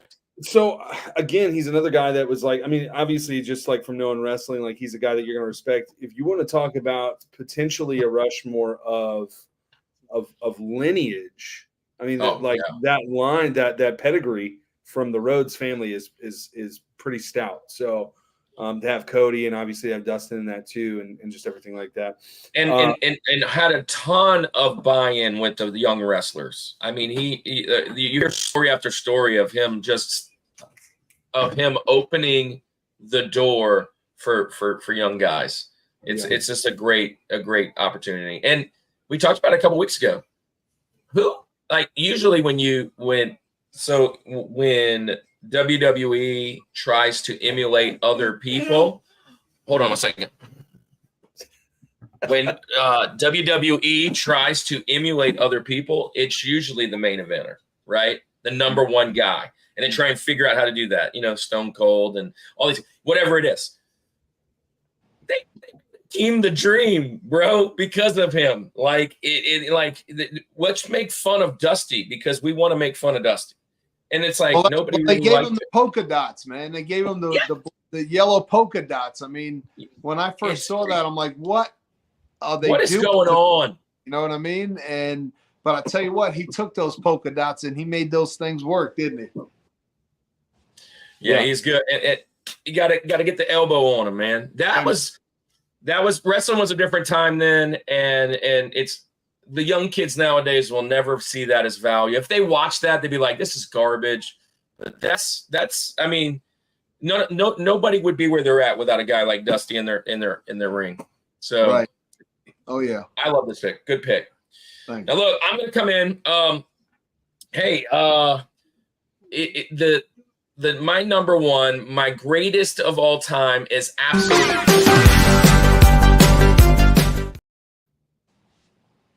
Stinger, baby. The Sting, man. The Crow was my movie. It was my jam. I love Surfer Sting. I love Crow Sting. There was I was a WCW mark. Like when WCW was fighting the Monday Night Wars, as you can see, all four of my guys today were WCW guys. And I did that not on purpose. After I put my list together, I was like, dang, I really do like WCW. Now, all my WWE guys that I really loved, I realized these guys were all heels a lot too. And so I kind of like the Mick Foleys. But when the WWE war was going, you had NWO, which was all the bad guys. And everybody loved those guys, but loved to root against them. And you were always trying to see who the next guy that was going to join the NWO. And literally the four guys that I ended up picking here didn't do it. They were asked. They were, do it, join. And Sting was the ringleader. And that's why Wolfpack was on my stable, right? And kept out of doing that because the Wolfpack was like the good NWO for a little bit. And while it was ending, but here's this guy, the icon, right? That's our favorite word, icon. I was so jealous of Jeff when I saw that. I wanted to go up there and meet Sting, but man, this guy is absolutely on my Rushmore of all time wrestlers, all time. Like he is, I don't know. To me, he is very underrated in the world when you think of the greatest of all time, the GOATs. And I wish I got that Undertaker match, Carnage. I wish I would have got it. Yeah, everybody in the world wish they would have got that, man. But it's never going to happen, and it's too bad. You know, Sting had a great run, and WWE just dropped the ball completely, and it's messed up. You know, they had a shot at it and they blew it. His first match in WWE, he loses. I mean, that's just not right, man. They just didn't treat him right. And think about that. There was for years he was never going to go to WWE. I'm not going because he didn't come in that first wave. No. And when he came in, everybody's like, "Oh, here we go!" And then he lost, and we're like, "Wait, you finally got him to lock in, and you booked him to lose?" And he agreed. Yeah, he agreed. He was like, "You know what? I'm going to do it. We're going to agree. I signed the contract. I'm going to." And to me, Sting didn't need anything else. He didn't need anything else. I feel like he was smart enough to not need the money to do whatever. And like he's got his faith. He's a good guy on that side of things too. Yeah. And he walked in, and if Vince McMahon tells me you're going to lose your first match, or whoever it is that's booking, right? And Hogan walks in, and all these other people, I'm like, bro, no, I'm out. Keep the money. Peace out. Breach a contract, whatever. I'm going to sit on a beach in Cancun. You're not going to tell me I'm losing my first match. Bye. And he did it. And it's just amazing. Well, a lot of those guys from WCW, when they got bought out by Vince, they had contracts lasted another 2 or 3 years, so they didn't have to wrestle. They were still getting paid from WCW. That was what Goldberg did. Goldberg sat out those 2 or 3 years or whatever it was. Yep. Yeah, so, it's crazy. Anyways, Andy, you already love Sting. You love him. Yeah, he's a great pick. He is, though, not going to be a Rushmore here. Well, yeah, you mentioned he was on your Benjamins. Yeah, so I knew that wasn't out of there. No, he's a great one, and I'll say this: the N64 wrestling game that I played. He's in the intro of that, and it's versus the NWO or whatever. Yeah, WCW versus NWO. WCW versus NWO. Yeah. It's a great video game, and he's in the beginning, and he's very menacing. So, yeah, Sting's a great pick, obviously. We actually did play the same year that my band played the Halloween show where we all dressed up as wrestlers, and Dennis and I dressed up as Animal and Hawk. Brett Charlet, who was our guitarist, who was on the show when Hall Invoked the Nightmare was there, dressed up as Surfer Sting. So it was really cool. Like he did it all up. It was super fun. So and that time of his life was very underrated as well, bro. He was fighting Flair, he was fighting Vader, he was fighting Sid Vicious, he was fighting Lex Luger. Like there were so many, or Lex Luger was his guy, bro. They were buds. And then that was an underrated time of his life too. But he was the young kid that everybody wanted to get behind. Right. And bro, they gave him the mantle and he did it, man. Yeah. Well, who's your number one? I like Sting. One of my favorite matches with Sting, was when he went up against Abdullah the Butcher. I think that was probably one of the good feuds that I liked that he was in with the Halloween Havoc and everything and stuff. Halloween Havoc. Yes. That's what I'm talking about. Yep. That was good times, man. People today will never, ever see those kind of things anymore, man. And it's those special shows when the WCW, what was like what was the beach one? Bash at the Beach. Bash at the Beach. Yes. Oh my gosh, I love that stuff. Yeah. Well, WWE uses all of them now. They took all the WCW reviews and they're using them now for their own. But Bash at the Beach was awesome when it was really at the beach, and then they had like Halloween Havoc, and they were at night, and it was like crazy, like whatever. WCW was on to something, but then towards the end, they just kept making weird stuff, man. It was like you fell off the map. Yeah. But Andy, who's your George, bud? Well, my George he's so I was gonna cheat here and put both of them, but I'm only gonna pick one out of this tag team, and I'm going with Jeff Hardy. Jeff Hardy is my number one swanton bomb. Give me that whole deal there. I love it. He did have some face paint later on too, so maybe my face painted guy is going to make the list here. I enjoyed so much watching the Hardy Boys wrestle. Out of the two, Jeff was always my favorite. You know, he just seemed like the more kind of like out front one out of the two. But jumping off of a freaking ladder, you know, doing his whole thing in the intro, jumping off of a ladder and doing the swanton bomb is just like, you just don't care about your life. There has to be some element of you that's like, I might die, because like, I would never think to do that stuff. He was just 150 miles per hour the whole time. I loved their kind of like, they were in like that kind of like new metal time, like almost like industrial metal stuff. So they're wearing the baggy pants and they kind of looked like they were shopping at the same place I was shopping during that time. They were shopping at Hot Topic. But yeah, this was my guy. I was all about Jeff Hardy, all about the you know, all of that stuff that it entailed, you know, just their whole gimmick, everything. And he's continued, you know, obviously to see him continue to do that.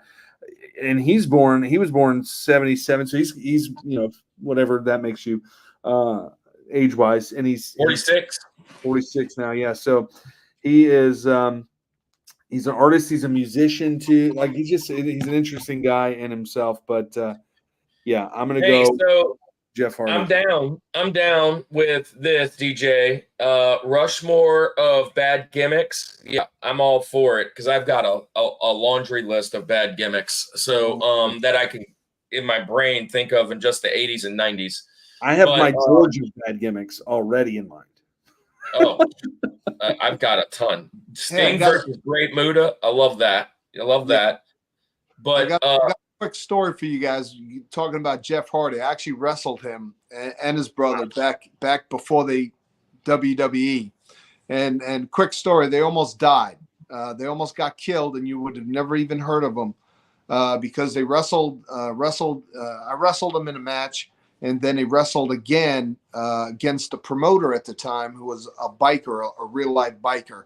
And they accidentally hit him too hard. And he got upset. He left the ring. The promoter goes to his trunk, pulls out a tire iron, and proceeds to chase these guys. Took 10 guys to hold the promoter back.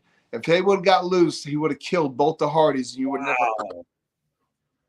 Well, at that point, then I'll swanton bomb off of anything, man. I'm playing with house money. I've heard that story before. Now, ACCW was the name of the promotion, Atlantic Coast Championship Wrestling, I think. Because they were from Carolina, so right, so it was probably over there. Yeah, it was in South Carolina. We were doing it was like a motocross show, and then we would have wrestling matches, and then more motocross. And it was during that show was when I wrestled him in a battle royal, and then him and Matt wrestled a promoter and another biker guy in a tag match, and that's when the altercation happened. That he just left the ring and went to his car to get a tire iron and was going to kill them both. Yeah, DJ, I got you. DJ's want me to reread it, but the bad gimmicks is about making them awesome. Yeah, and I figured it would be all one encompassing show, but yeah, bad gimmicks, making them awesome, making them bad, making them good. Yeah, it'd be great to do anyway. And DJ, maybe you want to do it with us. Let's figure it out.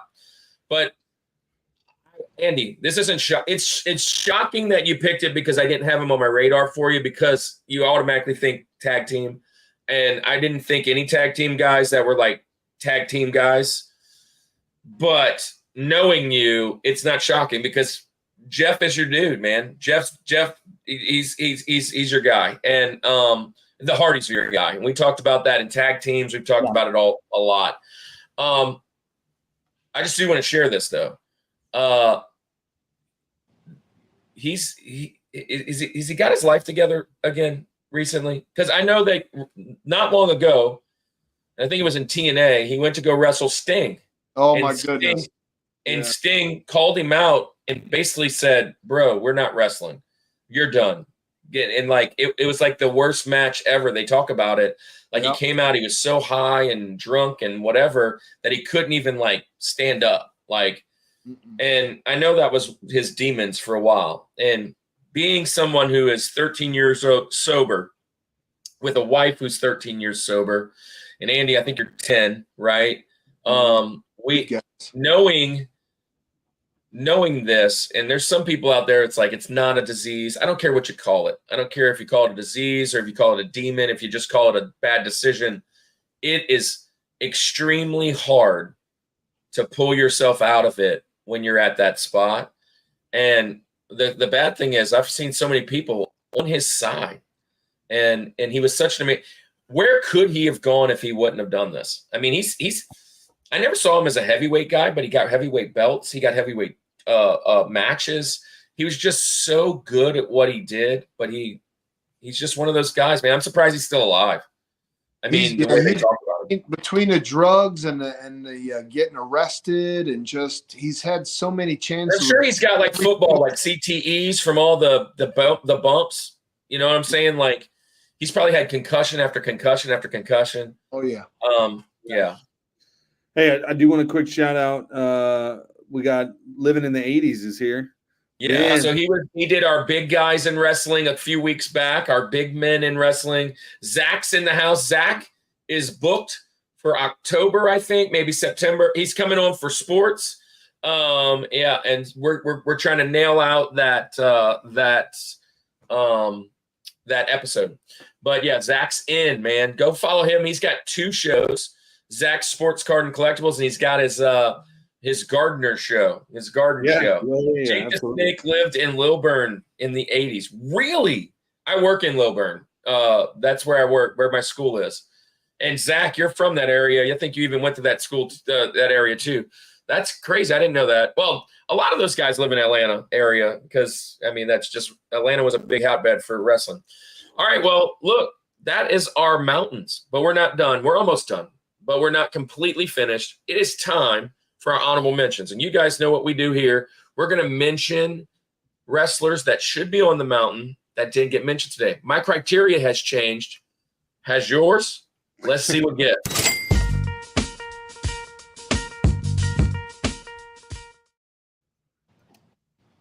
All right, guys. Well, I had to educate Carnage, Andy, about fantasy football. He's never played fantasy football, but in fantasy football, guys, you do a snake draft. And the snake draft means round 1, you go this direction, but round 2, you come back. And round 3, you go that direction. Round 4, back. And 5 and 6 and 7 and 8.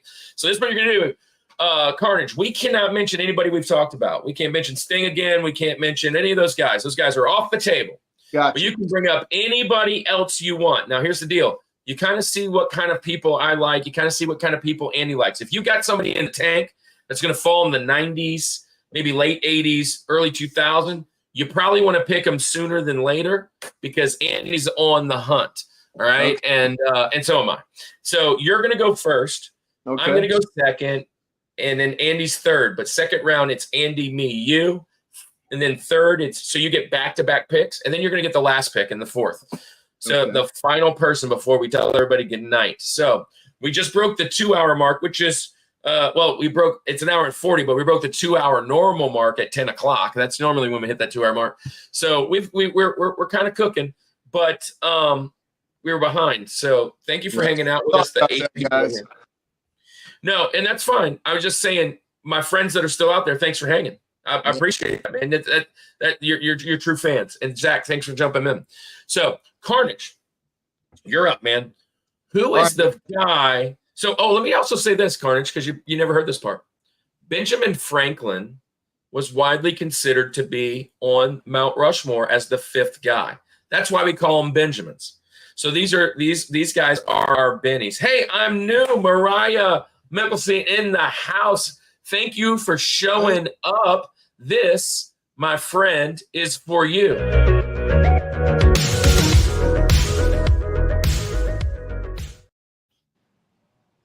Mariah, you're now a Summit Squad member. Here's the rules. Just have fun. Go to the like, subscribe, be a part of what we're doing.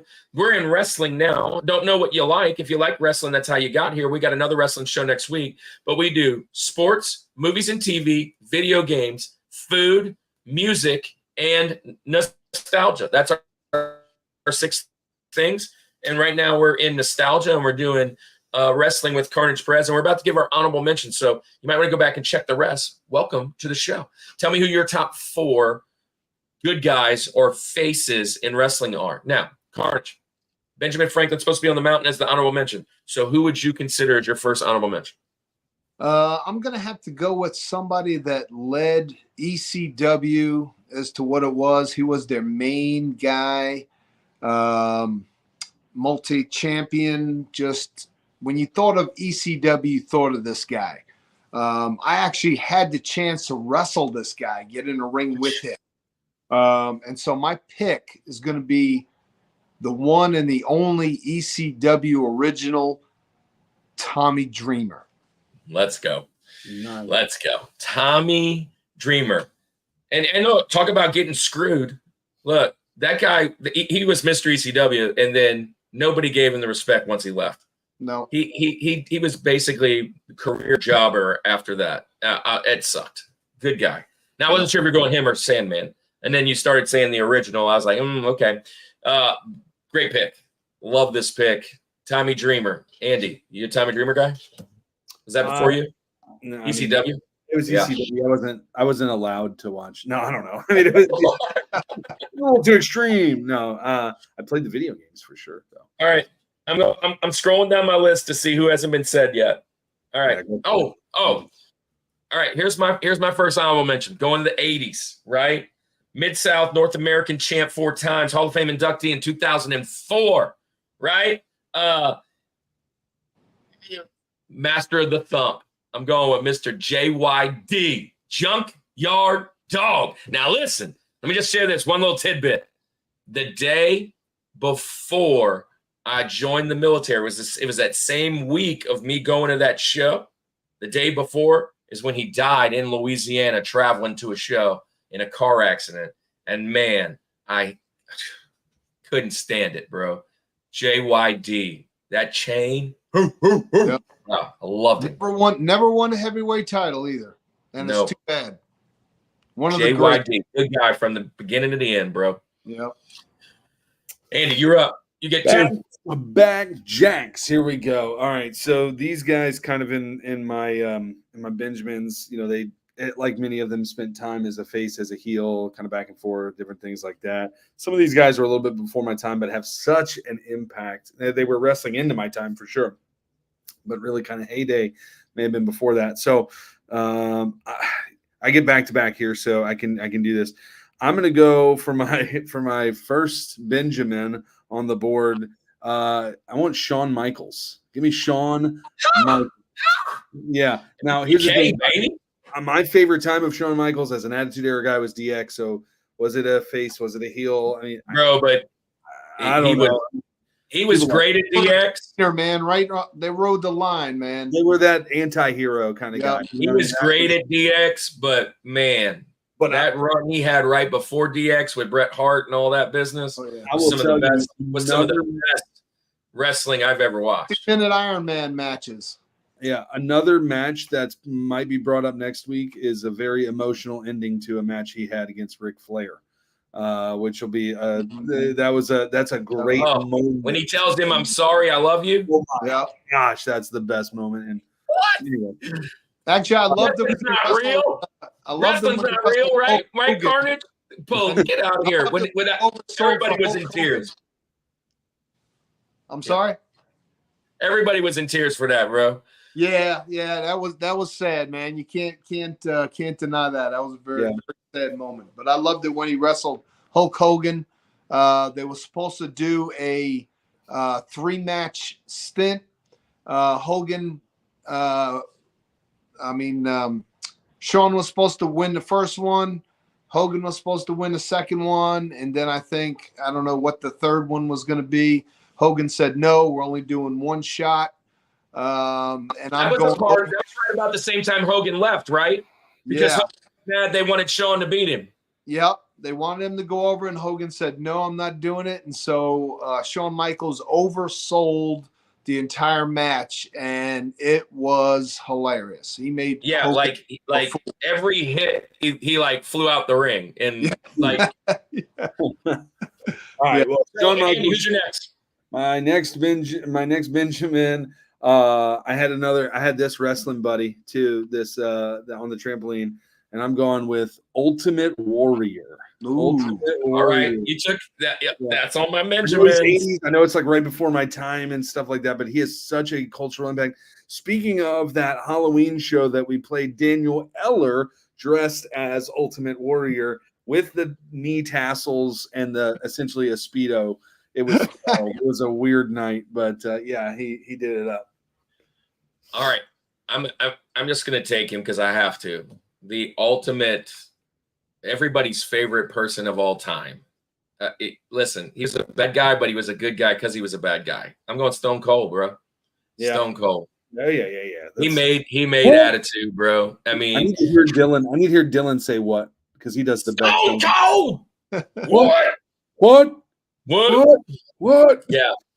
Hey, I didn't want to put him in the front because he had so many stints of heels and back and forth, and even when he was the good guy, he was the heel. I mean, he was the heel against McMahon, but McMahon was really the heel, but he was not supposed to be the heel. Right. Yeah. Anyways, so you get 2 of them. Carnage. All right. My first one, I'm gonna go with a former WWF champion that held the title for 5 years straight. I'm gonna go with Pretty Boy Bob Backlund. Now, when Bob Backlund showed up, I think it was WCW, maybe it was WWE, like early 2000s. It was like my first like run into actually like paying attention to this dude. And I was like, this guy had the belt for 5 years? This guy looks like he works at Home Depot. Like, who is this guy? And he is technically crazy. Like, he's so good. Oh, yeah. But he doesn't look the part. Like, he just doesn't. Yeah, when you get in front of him, he's like a massive of a man. I mean, but 5 years, man, that's a long time. Yeah. All right, so you get one more. Okay, my next one is going to be someone I think that if they didn't get taken out of wrestling because of a car accident, I think they could have been probably as big as Hulk Hogan if their career would have gone, because he was just that good. I'm going to go with Magnum TA. Yeah. And you know what? Highly reputable amongst his peers. I seen a couple things on him when I was looking this up, and I was like, man, I forget Magnum TA, because I mean, he just, I'm late. Retro Maniac in the house. He's here. Mr. Sting himself. There he is. So, that's a good pick, man. Andy, do you know Magnum? Nope, looking it up now. So the face. Get the Magnum. Anyways, yep. Bad joke that didn't go over. All right, Andy. I think I'm going to get both of my last two because all right, I'm going to just do it. I'm going with Mr. 2x4, Hacksaw Jim Duggan. Oh! Bro, there is not a better face. I mean, like, if he would have been more of a champ and more of a but he was like the Dusty Rhodes, man. He jobbed for everybody, but bro, was he was like the biggest teddy bear out there. Right. I loved him, man. Hacksaw Jim Duggan. All right. Andy, who you got? Yeah.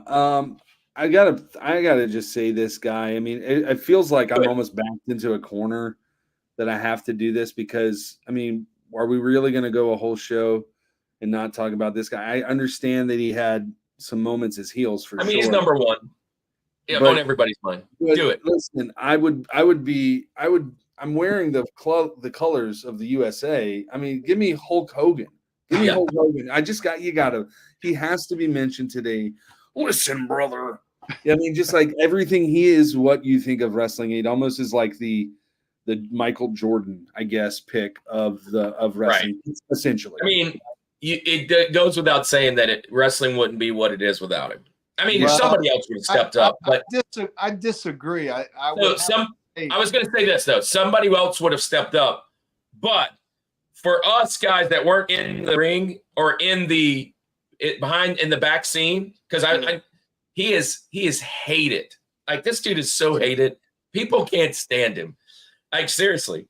I've never seen a documentary where they're like, Hogan helped me out. He's so good. Bro, he flaunted that around. But as a fan and as a little kid, bro, everybody loved him as a kid. In the 80s?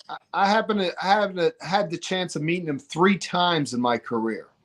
Once when I was a fan, once in like the 90s, and then again in the 2000s, we were doing an autograph signing together. And I tell you, all 3 times he was the same jerk as he was. No matter whether it was a fan or what. When I was a kid, I met him. He was at a hotel. We found out where he was staying at. It was just me and my uncle. He took me there to meet him. He gets out of the car. I said, "How you doing, Mr. Hogan? You know, can I get an autograph?" He goes, "I ain't got time for you." He said, "I got to go call my wife." Just rolls right by me as a kid. Here I was, like 12 years old, 13 years old. And then, of course, later on in life, he was the same thing, just walks right by. I have a picture on my phone from the autograph signing we did. He just walks right past me. I went to go say hi. I mean, it's just Not a good. Recently, he since the divorce and the N-word coming out and all those stuff, all of a sudden he's now a Christian. He's found himself. I hate to be that guy that like is always like, is that a gimmick like too? But like, I hope he's found himself because he really has a horrible reputation. He was all about him. Is everything that I've ever heard. And you mentioned it with the Shawn Michaels thing. Yeah. Well, I'll say this. Now I'll retract my statement. We can take Hogan off, and I'll take it. No, I'm just kidding. I'll keep. When I think of just from an outsider's perspective, somebody who's not met him, whatever, you know. Yeah. I think of face. I think of that. You know, Yeah, face from the value of like got to face of the organization. I mean, he's just you in the 80s. All right, so who's your last? I have 1, 2, 3 that I can pick between, and I'm going to eliminate that one. You know what? Can I just go off the rails here?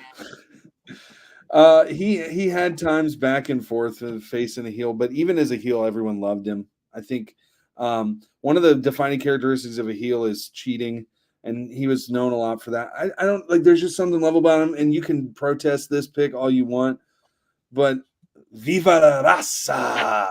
Eddie Guerrero. I'm going Eddie Guerrero. I knew it. R.I.P. I gotta go. I lie. I cheat. Bro, I called it out. I kind of knew as soon as you like he had this and the cheat, steal. Dude, bro, that's great. That Pinto and Sorry for not picking his wife because I can't. Dude, I loved the LWO. Look, there's a lot of good guys, kind of the Stone Cold level of people that need to be picked.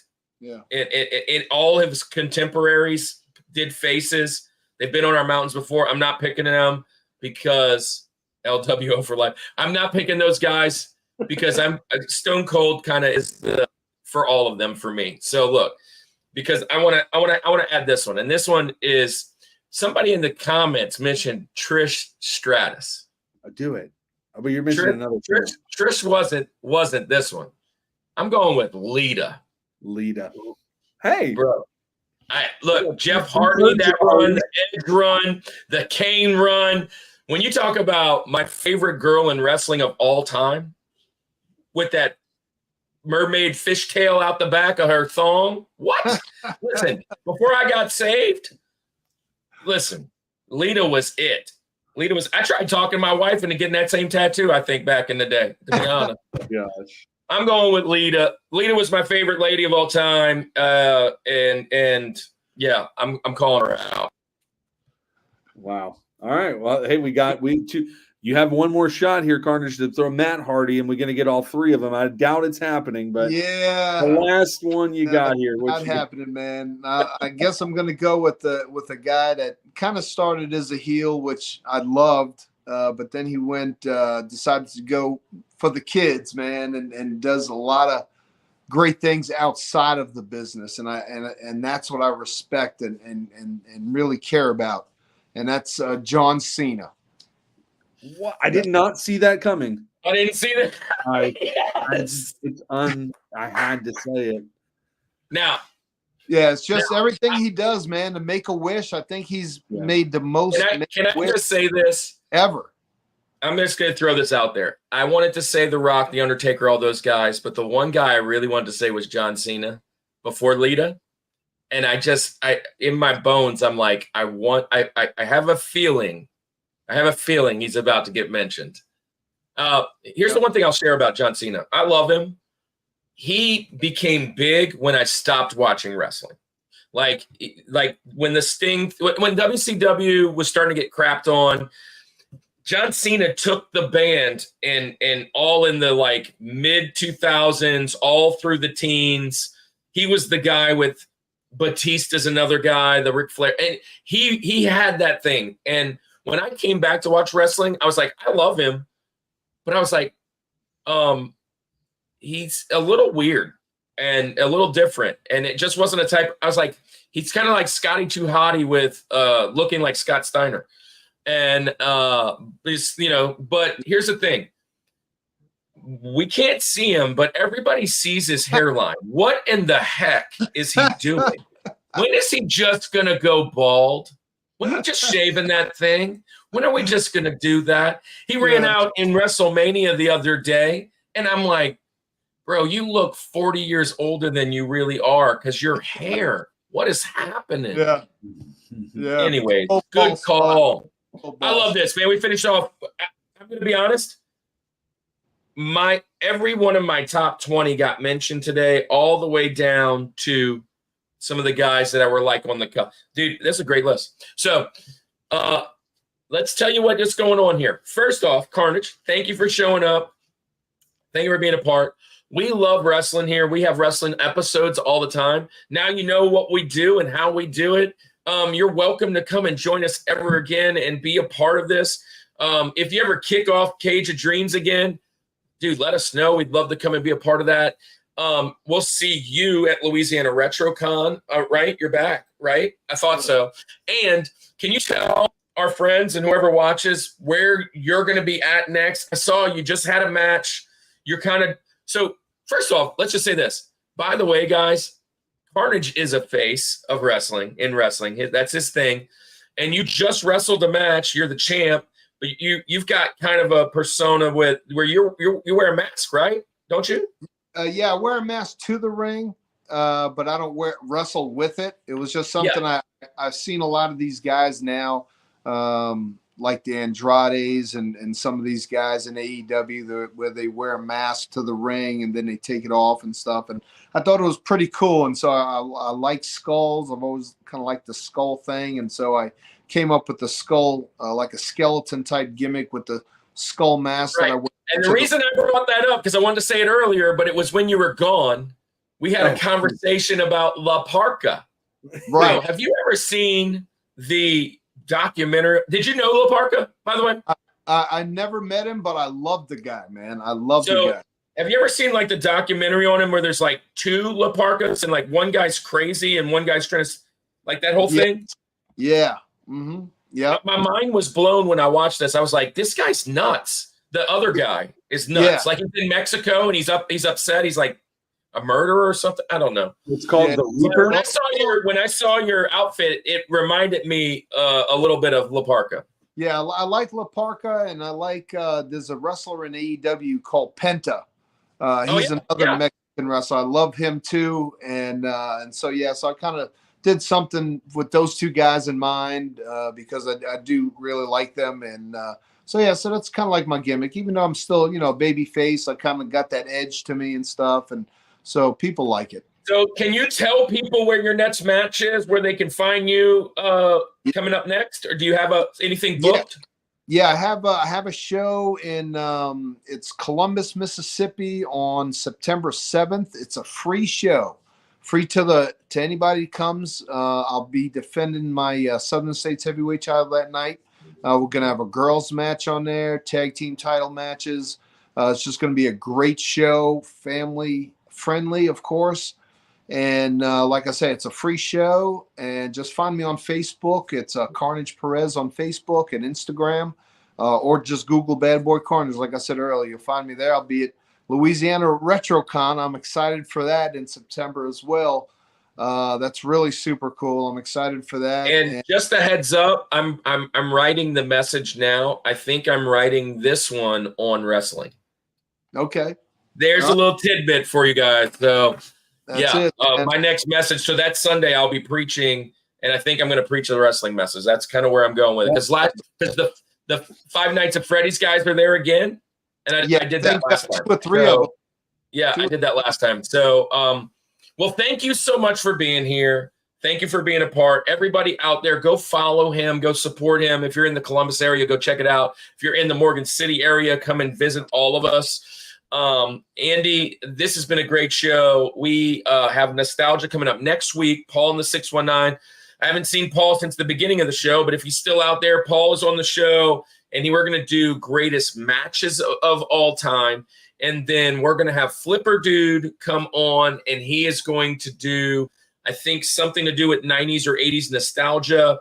We have Bayou Geek. They're coming on to do Heroes. And Spine Ticks is coming on a special Monday episode because we're doing a different Friday show. And he's going to do greatest comic book of all time.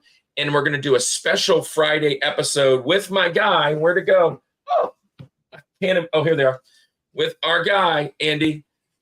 I just saw him live just a minute ago. Real life perspective. He rocks these during his show, and we are talking on his show that Friday night, Nickelodeon, and we're going to do a little Nickelodeon. So that's going to be a fun little episode. I am booking right now. Zach, you're going to be getting a message from me soon. We are booking sports right now for September and October. That's all sports, guys. Got a lot of hockey guys out here that we haven't done hockey yet. Baseball, basketball, football is our thing, but we could do other stuff. The Olympics is going right now. We can do Olympics. We can do baseball cards, football cards. We can do whatever. I'm going to be reaching out to some of you guys. I'm going to be reaching out to some of our old friends. Sports is the thing. And then we're going to finish off the year with food and restart. Guys, I'm telling you right now, if you're still out there, our video game series this time is going to be next level. If you can think of a guy that is doing video game content creation in the YouTube space, he is potentially going to be on our show. Mort's Garage is one of the best shows that you could possibly watch on YouTube if you like video games. He's coming on the show. We've got Retro Rick. No, not Retro Rick. I wish we had Retro Rick. We have gosh, I'm drawing a blank now. All these guys, because there's so many. Oh, Manny's Arcade. We have Pick and Preacher. We have Retro Rob. That's who it is. Retro Rob. And we got guess who? Andy, guess who followed us today on Instagram? On the gram. Pixel Game Squad followed us today. Oh, nice. And I've been trying to reach out to them. Those guys are like some of the biggest. But anyways, Square Pegs is coming on the show. We just a ton of people, guys. If they're out there, we connected with them. Retro Kart Gamer. For the video game, if you like that stuff, come and check out that. I am super pumped for video games. And obviously music and movies are around the corner again. If that's your jam, and listen, Carnage, you don't have to come on and do just wrestling. You come on and talk about video games. You can talk about whatever. If whatever's your jam, we got movies, TV. One of the things we haven't done yet, Andy, is wrestling movies. Oh, that's a good one. We haven't done that show yet. But hey, Andy, there's enough. No, I meant there's enough for all of us. We did a non-big three. We did a non-big three sports, and some of those were on there. I picked the wrestler. You picked Lucha Libre, and I picked Ready to Rumble. So yeah, there's some out there. There's definitely some out there, but that's not even all of them. Have you seen Iron Claw yet, Andy? Because that might make my mountain. Because that's a freaking good movie.